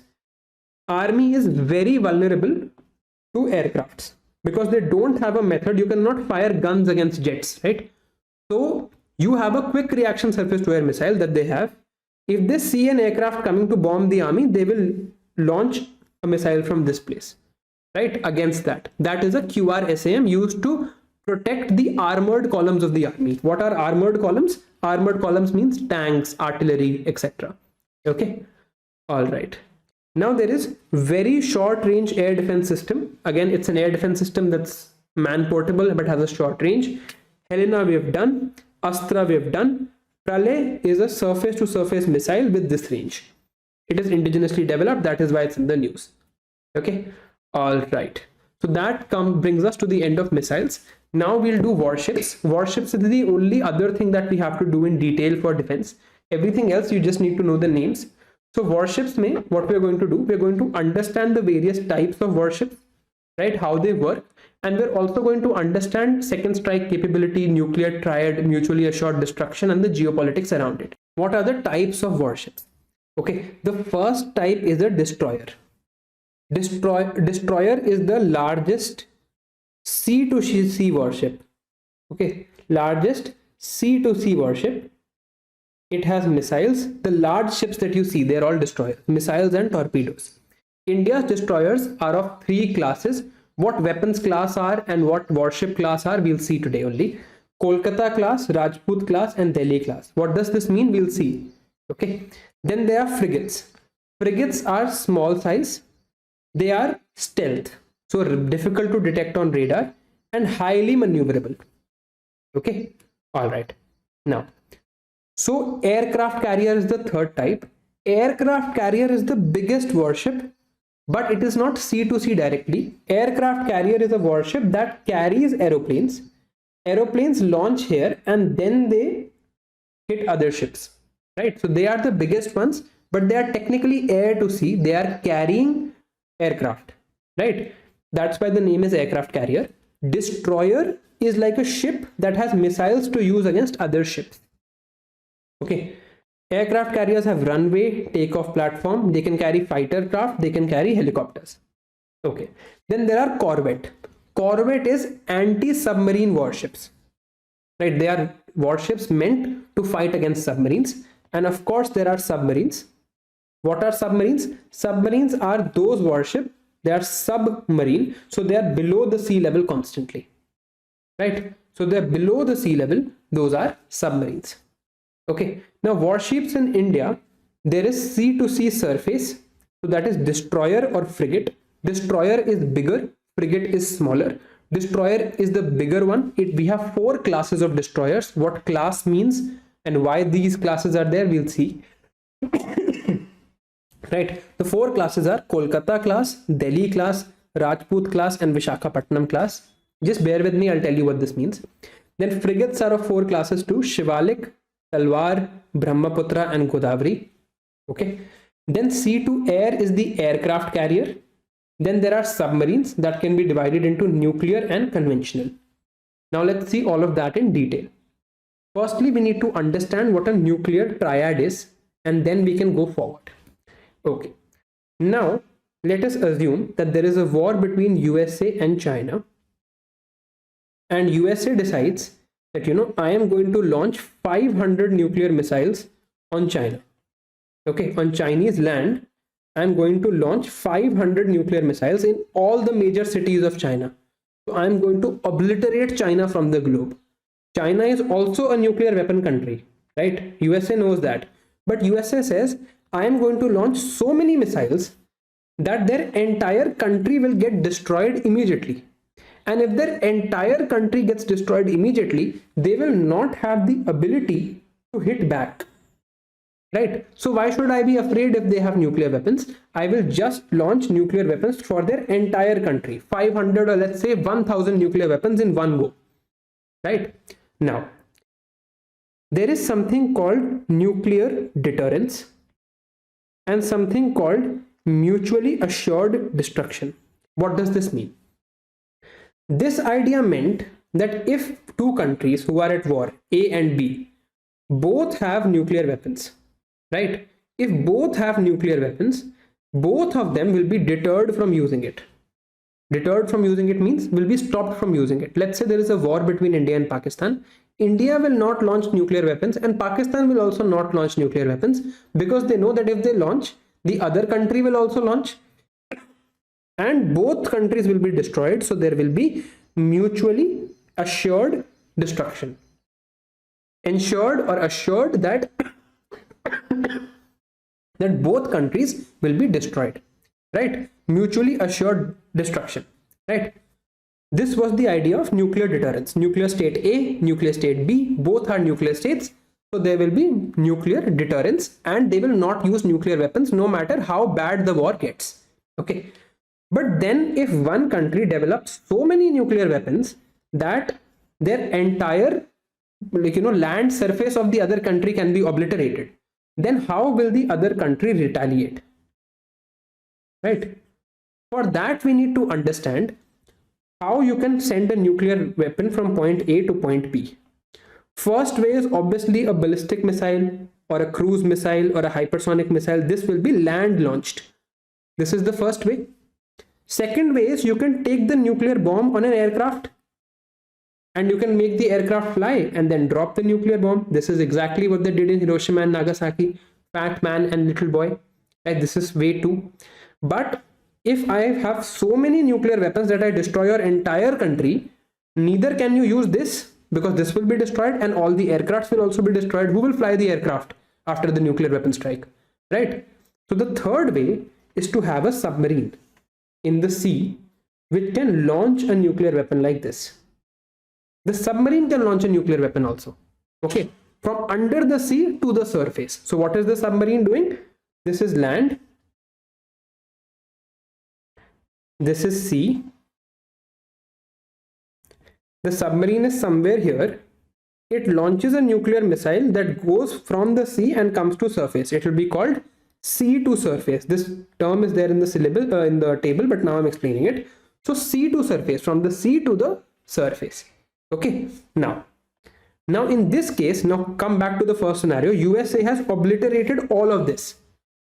But if there is a Chinese submarine in the Pacific Ocean, at least one nuclear weapon will get back to USA's, right? So even if they're able to fire one back, that will be enough to deter USA, because one nuclear weapon is also enough to destroy a country for many, many years, right? This is the idea of a nuclear triad. Ability to launch nuclear weapons from one, land, two, from aircraft, and three, to launch it from sea.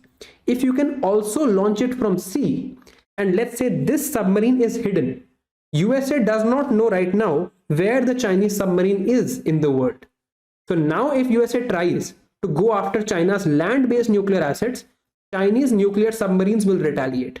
So what is this called? What is happening? After getting one nuclear strike, China was still able to retaliate. So this is what is called second strike capability. The capability to make the second nuclear strike. Everybody has the capability to make the first strike. Till your country is safe, you make any strike you want. But the second strike capability comes when you launch from here. Okay, this is the second strike capability. This comes when you have a nuclear capable submarine. And after you have a nuclear capable submarine, you have a land to land system, you have an air to land system, you have a nuclear triad. Okay, this is what it means. Nuclear triad means you can launch a nuclear attack from three places. From land, we have an Agni 5. From air, we have an aircraft bomber. From sea, we have an SSBN. What this means, I'll tell you. This ensures that we have second strike capability, and it ensures that we can do mutually assured destruction. Now let's read the type of submarines. Okay, all right. So there are two types of submarines. One is conventional submarine. Conventional submarine means it is diesel powered and electric run.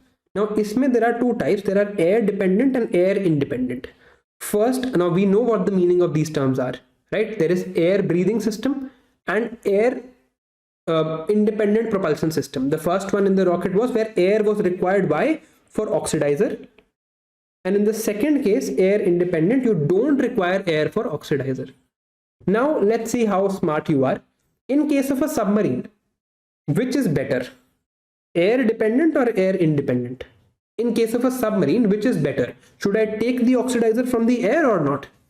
This is option A. This is option B. Which one is better? Air independent is better, because for a submarine, it is under the water. There is no air there. So if it is an air dependent submarine, it will have to come to the surface to get air. And if it will have to come to the surface, what is the point of it? What is the point of making a submarine if it has to come to the surface every time? So air independent submarines are generally better because they are here. They don't need to come to the surface to get air from you, okay, for running themselves. So they can stay hidden for a long time. All right. Okay. Now let's talk of a nuclear submarine. Right. So there are two things here. One is that the submarine is powered. The fuel is nuclear. Okay. Right. If the fuel is nuclear. Now, what is the advantage of nuclear fuel? This we'll read when we do nuclear energy. But just to give you an example, 1 gram of nuclear fuel can develop or can produce enough energy or equal energy to 10,000 kg of coal. Okay, 1 gram of nuclear fuel is equivalent to 10,000 kg of fuel. That is why if a submarine is nuclear powered, right? If a submarine is nuclear powered, what you do? You just have to fuel it once.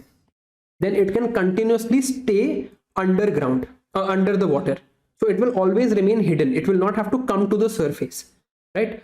Now, if it is nuclear powered, it is called ship submersible. You know what it means? Ship submersible nuclear. Ship submersible nuclear, right?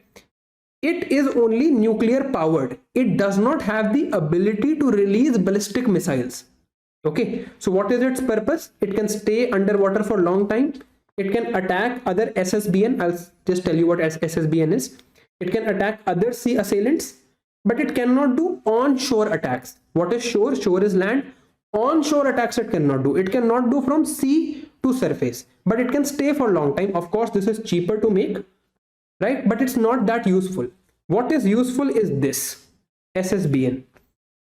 SSBN is ship submersible ballistic nuclear. It is nuclear powered. It is submersible. It can stay underwater for a long period, and it has the ability to launch a ballistic missile and do an onshore attack. Onshore attack means from sea to the land. So onshore attack can be done. So SSBN is what completes your nuclear triad.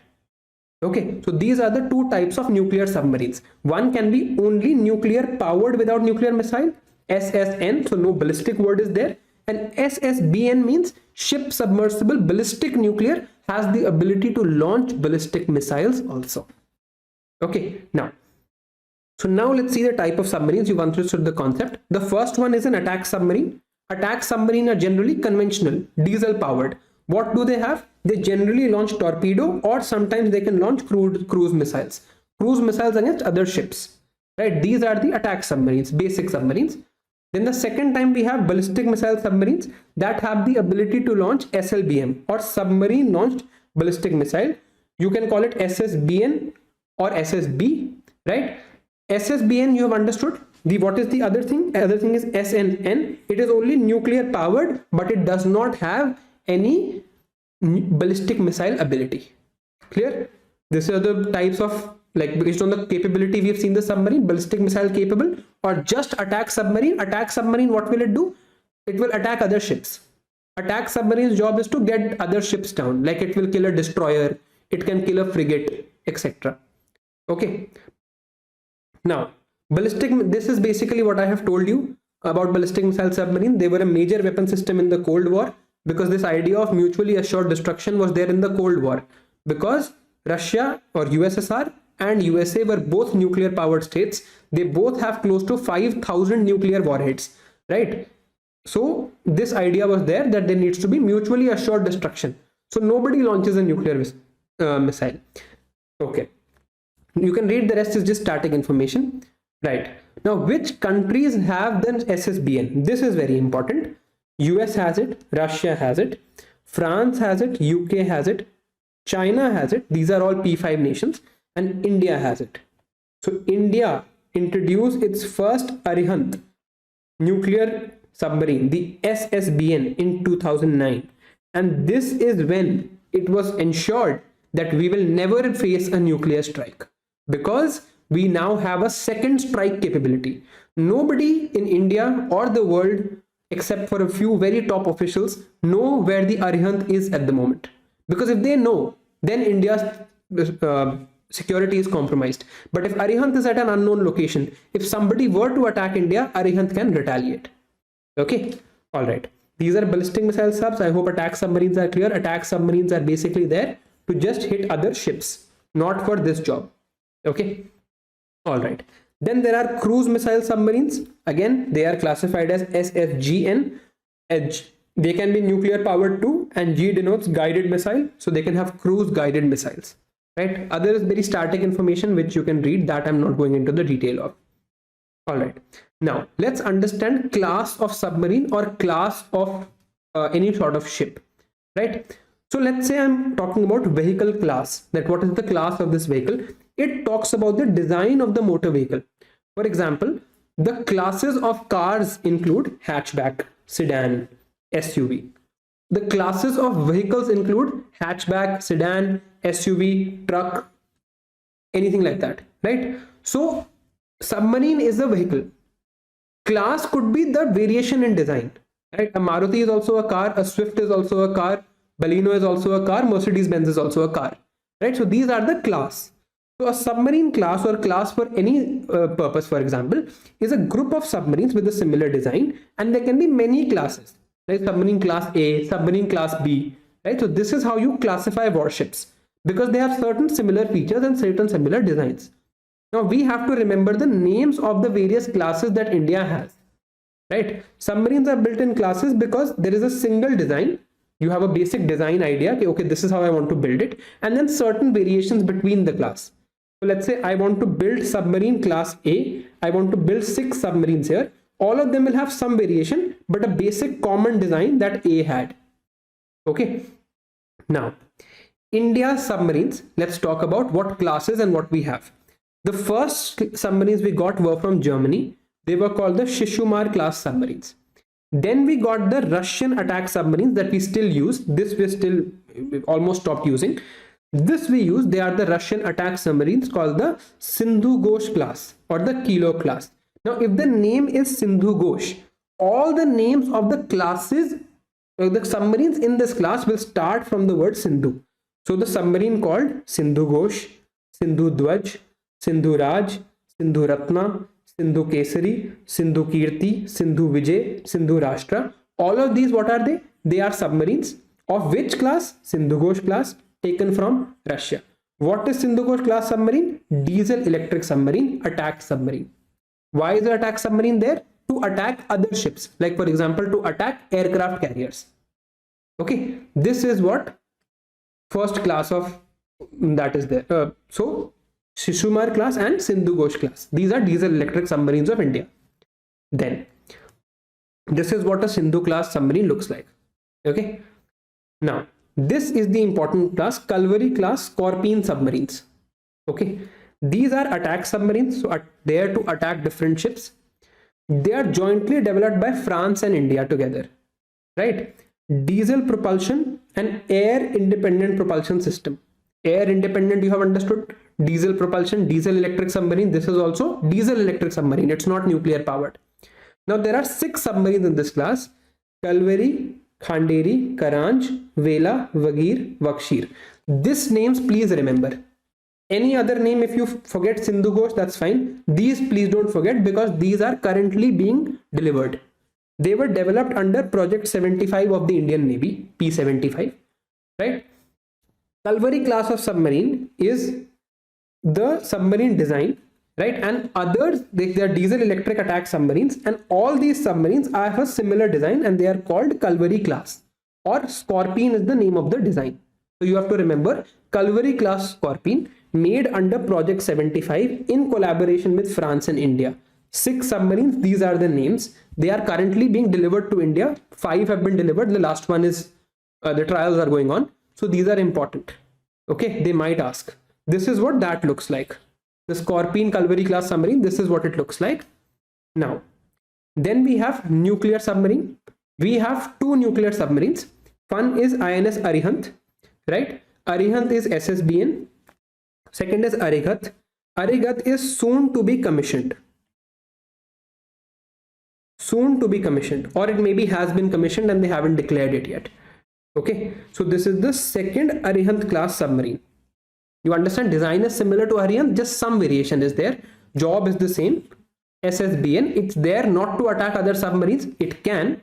It's not there to attack other ships. It can. It's there to attack on the surface in case of nuclear strikes. That is its main job. Okay, this is what INS Arihant looks like. Huge submarine, but indigenously developed. This is the important point, because on these strategic things, you cannot rely on anybody else. Here you need Atmanirbharta, right? So this was indigenously developed, right? Then there is Akula class submarine. This is Russian powered. It is SSN. So it is nuclear powered attack submarine. Why attack submarine? There to attack other ships. Nuclear powered, but does not have ballistic missile capability. Here example is INS Chakra. Okay, all right. Now Vagir. Vagir is the 5th submarine from Project 75, and it is recently delivered to India. This is that project between India and France. Okay, these are the other submarines I've just told you. इनके नाम please याद कर लेना. right? And these are the types of missions it can do. It can of course do many missions, right? That's pretty clear to you. It just cannot do what? It cannot launch a ballistic missile. It cannot launch a ballistic missile because it's an attack submarine. Okay, Vakshir is the last submarine. This has been launched. Its trials are going on. So 4 have been commissioned from Project 75. Commission means that they've been started. Vagir trials are going on, and Vakshir has been launched. So soon the trials will start. Right? That is why this is in the news, and it's dynamically changing information. So on the UPSC prelims day, some more development must have happened. So they're not going to ask you kiska trial chal raha hai, which is launched or not, but they can ask you these names, and they can ask you about Project 75. Right? So this please be careful. Okay. Now there is a Project 75I. What is Project 75I? It means that we will indigenously construct 6 conventional submarines with same air independent propulsion system. Right? Pehle we have taken from France. We have collaborated with France. France has built, sent to India, or we do some addition or offset thing is there. In this we want to do that. We want to build it on our own completely. What we need here is strategic partnership. I'll tell you what this means. It means that we get transfer of technology. So I'll tell you the difference. In the first case, when we just had Project 75, right? France had the technology. They gave the technological information. India built the submarine. But India did not get the back-end technological information. Right? If India wants, it cannot now build its own. It has just gotten the parts. Let's say India is just doing the assembly. This is oversimplification, but I'm just explaining. Right? They made the parts, they send it to India. India just does the assembly and the submarine is ready. In Project 75I, what India is saying is, you collaborate with us, country A, they're making a tender, right? Whichever country wants, they collaborate with us, but you do it in such a way that we get the technology also. So later, if we want to develop, we can develop on our own. That is Project 75I. So Project 75I, similar name is there. 6 modern submarines are required. Diesel, electric submarines, air independent propulsion is required. But now we also want transfer of technology. This is known as strategic partnership procurement. These are the names of other countries that have an air independent propulsion. Okay. All right. Now this is Project Seabird. Just need to know the name. We are trying to make a naval base at this place, and it will become the largest naval base on the west coast and the largest naval base east of the Suez Canal. From the Suez Canal to the east side, it will become the largest naval base, and this is the name, Project Seabird. Word association might be asked, so just know that. Okay. Now we have seen the first type of warship, which is submarine. Submarine can either, the main job, most submarines are attack submarines. Attack submarines means they attack other ships, etc. But some are there that can do ballistic missile launches also. The main target of a submarine is an aircraft carrier. Okay. Now why aircraft carrier? Because aircraft carrier is a warship. It is basically an air base or an airport in the sky. It is an airport in the sky. That is what an aircraft carrier is. It has a full length flight deck, and it is the capital ship of a naval fleet. It is the most important ship. Why? I'll just come to that. So it allows the Navy to project air power worldwide without depending on local air bases. The reason the United States is so dominant in the world is because of their huge super carriers. Right? They have super carriers everywhere across the globe. So they have the 7th fleet in the Japan Sea. And China is very scared of this. North Korea does not attack South Korea because of the 7th fleet present there. Because it can carry so many planes, and it has such ability to just launch planes and project air power. USA has no territory close to North Korea. Right? Own territory. It has Japan, that's its ally, but it doesn't have its own territory. But just by using these aircraft carriers, it is able to project air power throughout the globe. Right? And that is why aircraft carriers are very important. Okay. Now moving on to the types of ships. Destroyer, you see, it's a large ship. Then frigates, right? Corvette is meant for fighting against submarines, and patrol vessels are meant to patrol the coast. So Indian Coast Guard vessels. Okay. All right. Now this I wanted to explain. This is a concept. There is a sea denial concept and a sea control concept. Okay. Sea denial means, let's say this is the Indian Ocean. In the Indian Ocean, I want that no other country should get its control, right? I just want to deny other countries getting their control in the Indian Ocean. So what will I need? I will need tons and tons of submarines.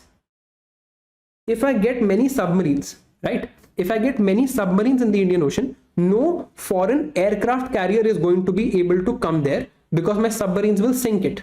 And getting an aircraft carrier sunk is one of the biggest, let's say, it's a defeat of the Navy, right, of any country, right? So if you want to control the Indian Ocean, I just want to deny the control of the Indian Ocean, I would need submarines. But if I want to control the Indian Ocean, right, if I want that I should be the hegemon of the Indian Ocean, I will need an aircraft carrier. So the idea of sea denial is you don't let anybody's aircraft carrier come. For that, you do not need an aircraft carrier. So if you will read, sometimes you will see it is written that submarines are involved in sea denial operations because they are stopping aircraft carrier from coming. But if you need control, for that you will need an aircraft carrier because it is so powerful, it has so many planes that you get control of the entire place. Of course, to get an aircraft carrier somewhere, you need to have good anti-submarine warfare also. You need to be able to counter submarines also, because people will put submarines against your carrier, right? You need to counter that. An aircraft carrier itself cannot fight against submarines. Why? Because aircraft carrier, what will it do? It will release aircraft in the sky, but submarine is below the sea. How will these aircraft hit it? They can, but it's very difficult. So you will need corvettes for that. Okay, now specifically speaking of the Indian Ocean, in the Indian Ocean, we have something like this called the Andaman and Nicobar Islands, which are strategically called India's unsinkable carrier in the Indian Ocean. They are unsinkable, the islands are unsinkable, and we are also making there what? We have made there an integrated theater command. We are militarizing them. We are putting aircraft there because it helps us control the Indian Ocean, right? So unsinkable carrier in the Indian Ocean, that is why they are that important. Okay, so these two terms are clear. Sea denial, no need of aircraft carrier. Sea control, you will need an aircraft carrier. Okay, now carriers. See, so in an aircraft carrier, of course, you cannot have the same length of runway as there would be on land. Land runway is very big. Aircraft carrier has to be small. It cannot be as big because, of course, more technology is required, and you're taking it in the sea, right? So you need to have a system that would allow you to do this thing, on the sea itself. Like, you would allow planes to take off from the sea with short runways to allow airplanes to take off from the sea. For that, aircraft carriers have certain technology like stowbar, cartobar, and EMALS. What these are, I'll explain, but you absolutely do not need to know this. If you just know, stowbar stands for short takeoff but arrested recovery, and cartobar stands for catapult assisted takeoff but arrested recovery. If you just know that, it's fine. But since you will have curiosity, I'll just explain how it works. The third system is EMALS, electromagnetic aircraft launch system. These are systems that help aircrafts take off from aircraft carriers despite having a short runway. Chote runway hone ke baad bhi, the aircrafts are able to take off from carriers because of this.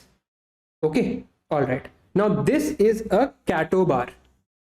Okay, catobar is catapult assisted takeoff but arrested recovery. Catapult क्या होता है? और catapult और गुलेल आपने सुना होगा. It's like you pull this thing back and then you release it, right? अब क्या है? Runway is small, so I need that the plane speed should be high, right? Higher speed needs to be achieved for the takeoff to happen, right? For that, what you do, on the front wheel of the plane, you attach a catapult like piston. Then the plane, when it starts to go forward, this piston also gets released. It is a steam based system. Okay, so this piston gets released like a catapult and it helps the plane achieve speed and take off. So that is catapult assisted takeoff. When it has to land means the plane has to slow down. Again, the runway is small, so there are certain arresting wires here, and there is a tail hook in the plane. The tail hook gets caught in the wire and the plane gets stopped. Of course, it's a very powerful wire, not the wire we use in our home, right? So this is the tail hook gets stopped. So this is arrested recovery, and this is catapult assisted takeoff, right? Okay. Now what is short takeoff but arrested recovery? Arrested recovery is the same. Short takeoff is you don't apply that catapult thing, but you make the curved track of the aircraft. So what happens? There is a phenomena of key jumping. Again, I'm just telling you this for your curiosity. It's not required. I don't think they will ask you. What happens is you start from here, the curved path like this. So the path of the, all right, I'll just make it differently. The path is like this. So the aircraft carrier, the aircraft will start, it will go like this, and here it will get some velocity in the air, and then it will be able to take off even because of this, even despite this short runway. So this is short takeoff but arrested recovery. What is EMALS? EMALS is this system only, same system, but here it is steam based. If in place of steam I use some electromagnetic or electric impulse, then it will be EMALS, right? Beyond that is not required. Definitely they're not going to ask, right? They've never asked defense in this detail, so be assured, and you know more than enough already. Okay, so Catobar, this is basically a solution for a short runway to let the aircraft take off. Okay, all right. Now let's talk of India's carriers. India's carriers are Vikrant and Virat. They have been both decommissioned. They were old, bought from Russia. Vikramaditya is the one that the active carrier that we have brought again from Russia. So it's a Kiev class, and slightly ironic that Russia has named its own aircraft carrier after Kiev. And then there is INS Vikrant. Vikrant stands for IAC-1. IAC means Indigenous Aircraft Carrier 1. We have built it indigenously. It has recently been commissioned, and that is why it is important. It's in the news. It's likely they might ask you this year, right? The Prime Minister, the Honorable Prime Minister, he gave a huge speech, and it was very acclaimed that we have now finally made an aircraft carrier on our own, and that gives us a huge, legitimacy to our Navy. So that is why I'm taking you this in detail. These are some details of INS Vikramaditya. Just take a, Vikramaditya is Kiev class. As you can see, there is a curved path here. So you know what that means now, right? And now let's talk about Vikrant. Vikrant has this stow bar, right? It is commissioned in 2002. It has an indigenous content of 76%, designed by Indian Navy's Directorate of Naval Design, built by Cochin Shipyard Limited. Okay. And of course, only some countries like these, again, all P5 countries have the ability to build aircraft carriers. Other than that, only India has it. So now if you get question in the mains in IR as to why does India deserve a permanent seat on the Security Council, is one of the reasons is that our military capabilities match the military capabilities of the P5 nations, right? These are the names of the aircraft that are going to be put on Vikrant. Just need to remember their names, nothing to understand here, right? Okay. This is what INS Vikrant looks like. Okay. All right. Now this is Vishal. Vishal is what we're also building now. This will be our second aircraft carrier, and it has a Catobar EMAL system, right? And you know what this means? Catobar, and not using steam, but using electromagnetic system. So that would be EMAL's Catobar system. It will also have nuclear propulsion. It is either being built or in trials. Of course, we will not get the exact information till it's actually launched. All right. Now, this you have to tell me one strait in the world where India will want to deploy its aircraft carriers, right? Any strait in the world, if you just had one option, where would you put it? This would tell me your understanding of IR. I will teach you this when I do IR with you. Okay, so I'll teach you this in IR. I'm not going into detail, but the answer is correct. It is the Malacca Strait. It is the biggest choke point for China and the reason for its string of pearls. I'll teach you this, don't worry. Okay, now we've understood weapon class, we've understood aircraft carriers and submarines. Now we just have to remember some facts. So destroyer, we know destroyer is a ship that has other missiles against other ships, right? So that is a destroyer. It has, which destroyers do we have? We have Rajput class. This is our oldest destroyer. These are the name of ship under Rajput class. Obviously all start with R. Then we have Delhi class. They were made under Project 15. They were, Rajput is also guided missile destroyer. That means it has guided missiles. Again, guided missile destroyer, indigenously made for Delhi class, and these are the names of the ships. Right, this is the photos of them. This is what a destroyer looks like. Okay. Then there is Kolkata class, Project 15A. This is a stealth guided missile destroyer.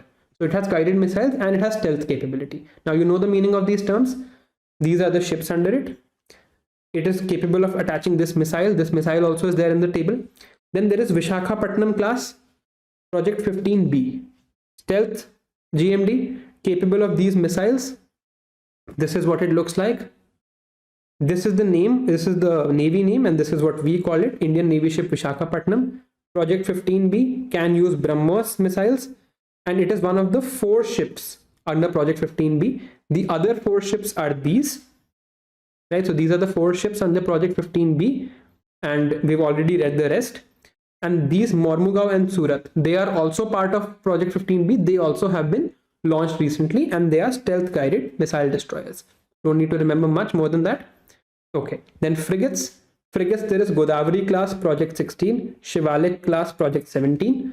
Again, these are the names. These are guided missile frigates. Shivalik class are stealth guided missile frigates. Now, Shivalik class has been upgraded from Project 17 to Project 17A to add these 2 ships also. So they are advanced version of Project 17 frigates. Right? ये देखो ये सिर्फ facts हैं, but ये याद करने पड़ेंगे because when चीज पूछते हैं तो they ask this only. They do ask some facts. The concepts are now clear, so this I'm moving through quickly. Okay, and there are 75% indigenous ships. Project 17A is for frigates. This is all written in the one pager in one place. Don't need to read from here. You can directly read from the one pager. Okay, then frigates, we also have Talwar class. This is Russian. Stealth guided missile frigates. These are the names. We have Brahmaputra class, guided missile frigates. These are the names. Like, this is just facts now. Corvette is anti-submarine warfare ship, so fighting against submarine. These are the name of India's corvettes. These are the 2 important ones. And it says NBC warfare capable. NBC means nuclear, biological, chemical warfare capable. So we can fight against those submarines too. Right? It says other detail is not important. Right. Then patrol vessels are used by our Coast Guard to patrol for our coasts. This was basically started after 2008 Mumbai attacks. We've been focusing on them. This is the name of one of our patrol vessels that uses water jet fast attack craft. What that is not important. Just do word association. Same thing for Car Nicobar vessel. But the main important patrol vessels are these ones. These are our Coast Guard ships. These are the ones that I actually want you to remember. And when you're doing modern history, also remember what these people have done. This is named after Indira Gandhi, but like these people and what their contributions are, you should know that, because our patrol vessels have been named after these women. And in mains 2022, the mains that I've cleared, there were questions on maritime security. So what you're reading here is also covering a lot of your security thing, right? Okay. See, ideally, it would be better to do security, IR, and defense technology together, right? But right now we're focusing on the prelims. When we have time and we do for the mains, we'll do it together. All right. Now, then there is torpedo launch and recovery vessel. So what it does, it can launch torpedoes. It can also recover torpedoes it has launched, right? That is INS Astradharini, right? Okay. It can do mine launch and recovery, indigenously built. All right. Now let's come to air defense. So in air defense systems, there are basically 3 things. There are fighter crafts, there are helicopters, and there are unmanned aerial vehicles. The fighter craft that India has, we have the MiG planes from Russia, we have the Sukhoi from Russia, we have Mirage from France, we have Rafale from France, and we have the Tejas jet from HAL. We have many helicopters, but these are the important ones: Chetak, Cheetah, and Dhruv. Dhruv is the most commonly used helicopter we have. And then UAV stands for unmanned aerial vehicle. This is Lakshya. Lakshya is a target vehicle. Nishant is for surveillance. Panchi. Panchi, I'm sure you can understand Panchi, why the name has been kept. Panchi is the same version of Nishant, but it has been a wheeled version. Okay. Then there is Netra. It is for surveillance and reconnaissance. And Rustam. Rustam is medium altitude, long endurance unmanned aerial vehicle. What does it mean? Medium altitude means it flies decently high, and long endurance means it can stay there for a long time. Right? So these are just the names. Again, it's all mentioned in the one pager. I'm just running through this quickly. Right. So this is the MiG-21, the oldest Russian plane. It is called an interceptor. Right? Okay. Then we have Rafale. Rafale is important. So basically, I know there's a lot to remember, but you only have to remember what is there in the one pager. Right? Ab dekho jo defense facts hain, I can't do anything about that. Right? Those things you will have to remember. And I've also remembered for my prelims, and you'll also have to. Problem है कि एक ही question आना है, but अगर आएगा भी तो हो सकता है ना भी आए. Right? But are you really willing to risk it? If you're willing to risk it, then go for it. Right? I'm telling you there will not be more than one question, but I cannot predict which one question will be there. Okay, that I can't predict. Whatever you have to remember is there mostly in the one pager. Okay, going forward with Rafale. Rafale is a French aircraft, right? It is multi-role. It has a delta wing. What this means, I'll tell you.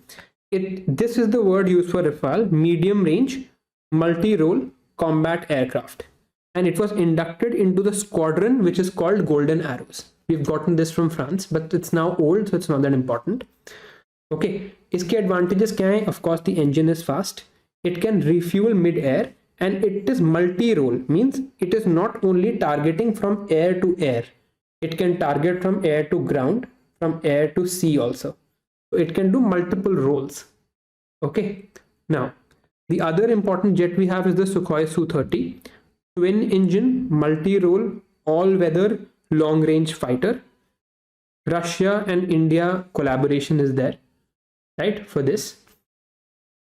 Then we have the Mirage 2000 from France, right? You also realize it's helping you prepare for IR for mains. If you get a question on India-France relationship, you have Mirage and Rafale to write about. Okay, it was used in the Balakot airstrike. Now, this thing is absolutely not important for you. I am just explaining because if I don't, I'll get comments on, you know, sir, why did you not explain this? If I explain this, then I'll be told that the class is too info heavy. Well, anyway, I understand that you're having some anxiety and prelims is close. I also did that. So when I tell you it's not important, just hear it and don't remember it. Okay. So these are the generations of fighter jets.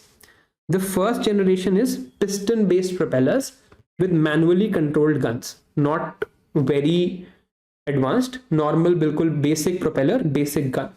Second generation, they had an afterburner. What an afterburner is, I'll tell you. And they had infrared missiles, but the thing is, they were only useful for air-to-air combat. Then there is third generation fighter. Third generation aircraft fighter is multi-role. It can do air-to-land also. And it has beyond visual range missiles and turbofan engine. Okay, turbofan is a type of jet engine. Fourth generation has fly-by-wire and delta wing. What these things are, they're in the slides, I'll tell you. And 4.5 generation has everything that fourth generation has, and also has some composite materials for lesser radar interaction. And then there is fifth generation. They have C3 systems, command, control, and communication, and better battlefield awareness. Now, this is not important. What is important is realizing which India's jets are what generation. This they might ask. Difference between fourth and fifth generation fighter is very unlikely. Okay. India has two flagship fighters at the moment. One is Rafale, one is Tejas. Rafale and Tejas are both 4.5 generation fighters. Most likely they will ask on Tejas because we are looking to export Tejas now. So Tejas we will do in detail. It is indigenously developed, lightweight, multi-role, single engine, tailless fighter aircraft with delta wing. We'll understand all these words. Lightweight is clear, indigenous is clear. Multi-role means again air to air, air to land. Single engine is also clear. Tailless means it does not have a tail in its design, and that helps it to have a better design, better maneuverability. Fighter aircraft is clear.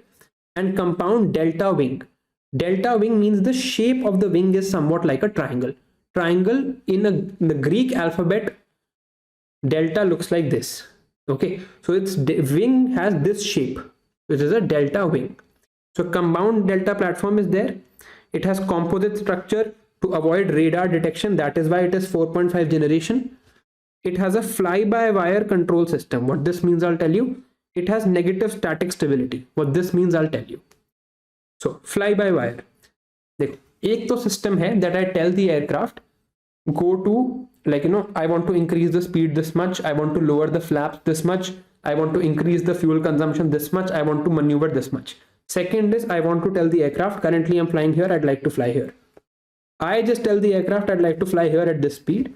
Everything else it does, it converts my manual flight control into an electronic ones and then transmits them by wires and automatically makes it easy for me to fly where I want to at whatever pace, right? So that is a fly-by-wire. This much also you don't need to know. You just need to know that fly-by-wire is a flight control system. Okay, all right. Now, what is an afterburner? If this is the jet engine, we had already seen what was happening. We had air coming in, we had fuel. Now after this was the exhaust gas.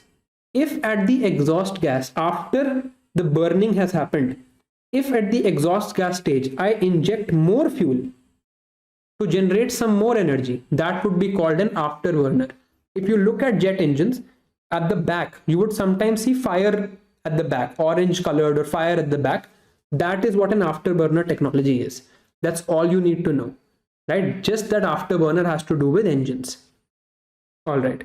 Now there is relaxed stability or negative stability. This means that its stability is not fixed.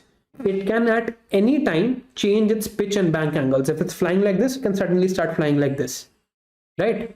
It has the ability to have low stability. It is not stable. Generally, stability is a good thing, but if an aircraft is stable, it will not be able to change its direction instantaneously.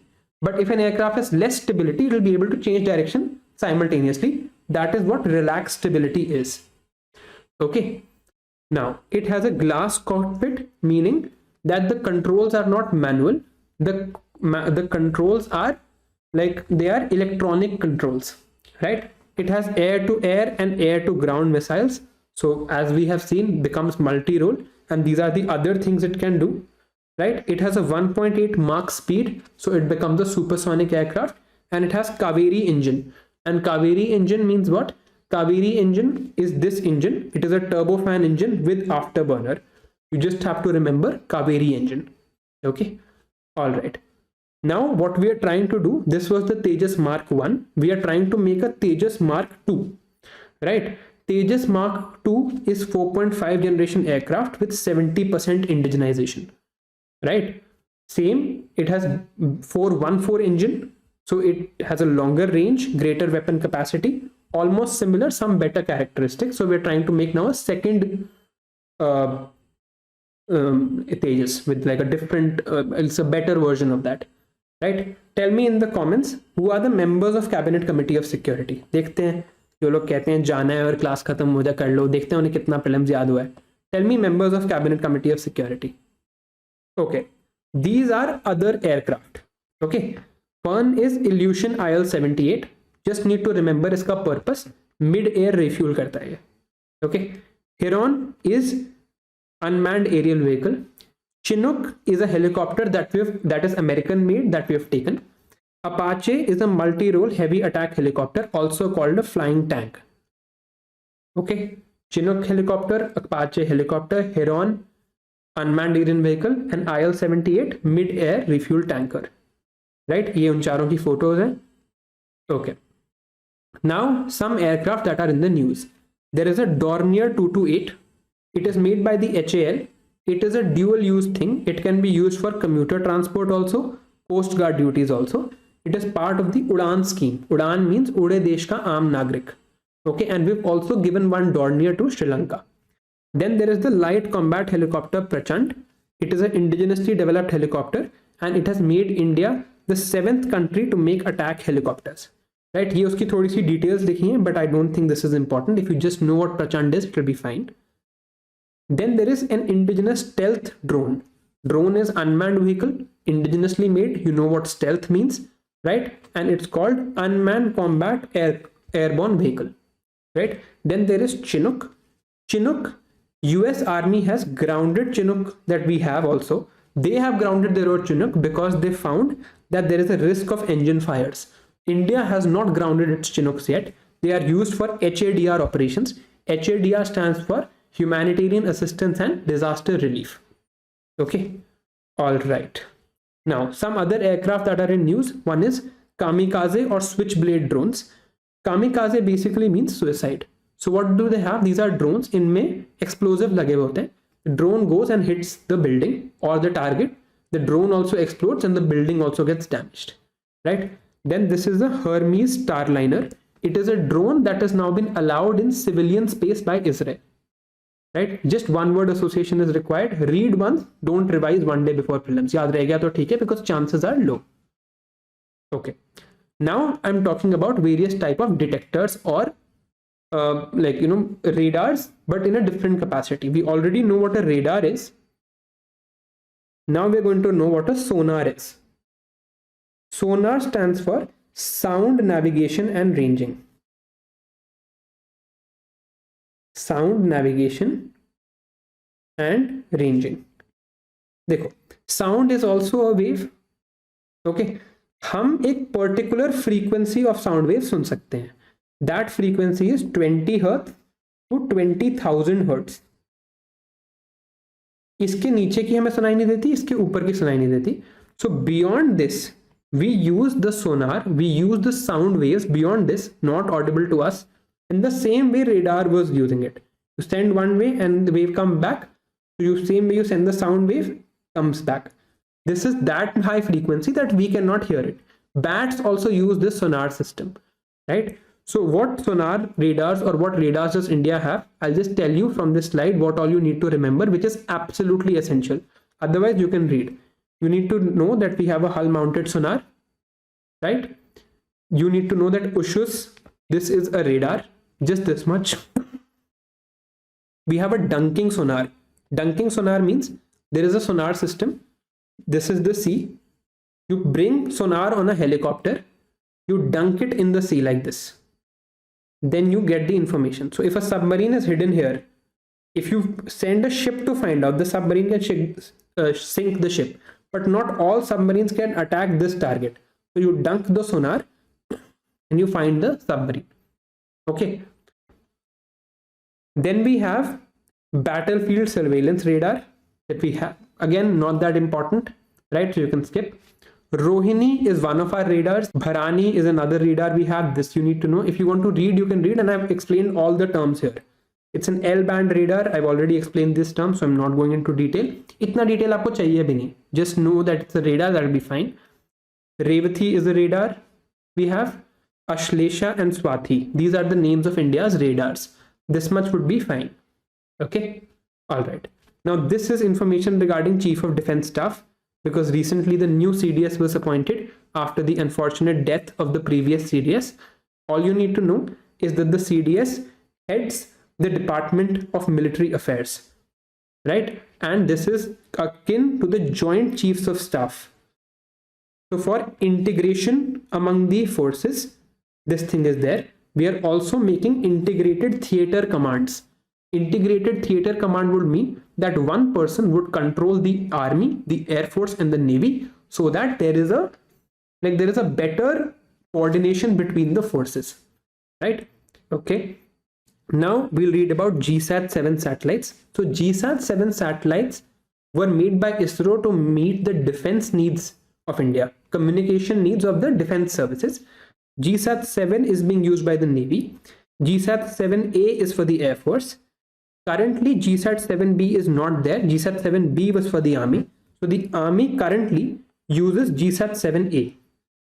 Currently, the Army uses GSAT-7A. So there is a new Operation Skylight to build GSAT-7B for the Army. Okay, so that Army also gets its own communication satellite. So all forces have a communication satellite. All right. Then there are some news. Dirty bomb Dirty bomb is making, I'll explain this when we do nuclear technology. To make a proper nuclear weapon, you have to enrich uranium to the ideal number of around 90%. What is enrichment? I'll tell you. Dirty bomb is converting it into a small bomb, taking less refined uranium to be used in the battlefield. Okay. Second nude is with regards to Carl Gustaf M4. This is a rifle that Sweden is trying to manufacture in India. Then there is Pinaka multi-barrel rocket launcher. This is a rocket launcher system that India has. It is like a truck that can launch many rockets at one time, and Armenia has placed an export order for this. Okay. Then there is this platform that DRDO has built for sonar system evaluation. Then there is Abhyas. Abhyas is a aerial target that can be used for testing of fighter aircraft developed by DRDO. Okay. Then there is high energy laser systems. These are weapons that use lasers or energy directly to kill the enemy rather than using bullets or munitions. India has certain projects, Project Durga, Project Kali, and Project Aditya for these high energy laser systems. Okay, right? This we have seen already, right? This one we've seen.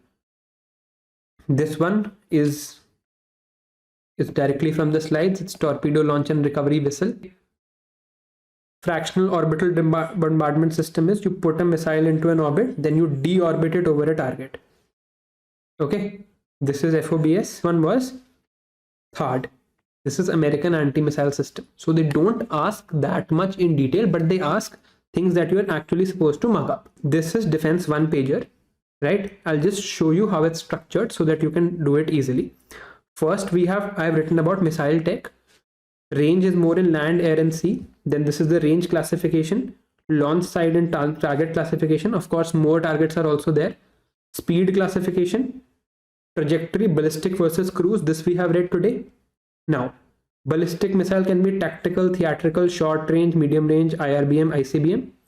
ICBM for 500 kilometer and multiple independently targetable re-entry vehicles. Hypersonic Mark 5, midway maneuverability, hypersonic cruise and hypersonic glide, and FOBS, right? Missile defense systems, the name of the various countries and their missile defense. THAAD was a PYQ, Iron Dome is very likely this year, right?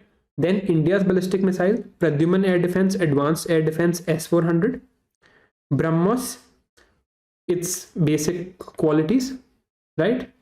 Agni Prime, supersonic missile assisted torpedo, and there is another one pager of yesterday's class, the table of all the missiles I've given you. Then India's ships, destroyers, frigates, their classes, right? Carriers, this is important, Stobar, Katobar, EMALS explained. INS Vikramaditya, INS Vikrant, INS Vishal. Our corvettes, our submarines, this is given below, I'll just show you. Patrol vessels that we have, and other important ships like INS Astradharini. Okay, then Indian submarines based on power systems, based on missile launch capability. This we have already read. Diesel electric submarine, nuclear submarine, right? SSBN, SSN, difference we know. Project 75 Calvary class Scorpion submarines from France. Then I also wrote the important projects down in one place so that you don't mess them up. Project 75 for those submarines. Project 75 for the indigenous construction of 6 modern submarines. Delhi class destroyer Project 15, 15A for Kolkata class, 15B for these 4 of Vishakhapatnam class. These are all destroyers. 16 for frigates, 17 again for frigates, and 17A updation of Project 17. Then India's fighters, the important ones, right? India's important helicopters, the air defense systems that we have with regards to unmanned aerial vehicles. Then the other aircrafts that are important, the ones that are in the news, something else that are in the news. Then they might ask Tejas. So these are the facts that you need to remember with regards to Tejas. See, this is how you revise. Now don't revise what afterburner means. This should come naturally to you from the word breakdown, right? Then radars, hull-mounted Ushus, Dunking, Bharani, Revati, Ashlesha, Swathi. You've done that. Other important news with CDS, GSAT 7, 7A, 7B, Dirty Bomb, Carl Gustaf M4, Pinaka, Abhyas aerial target, and high energy laser systems. This is all we have studied today, nothing else. Now you might think a lot of time has gone, but in revising, it will not take more than 20 minutes if you do it right now. So please do it right now. Don't waste time. Do it right now. Okay, do it right now. As soon as this class ends, as soon as you go, do it. How much time did it take me to run through this? Because the concepts I have just explained, it's not a long-term thing. So I expect some effort from you too, right? And if it was that easy that I could just make you, do it and you would get through, see, it's not going to be like that. You will have to make effort. I am also willing to make that effort with you, but I'm also expecting you to make some effort with me. So that's it for today.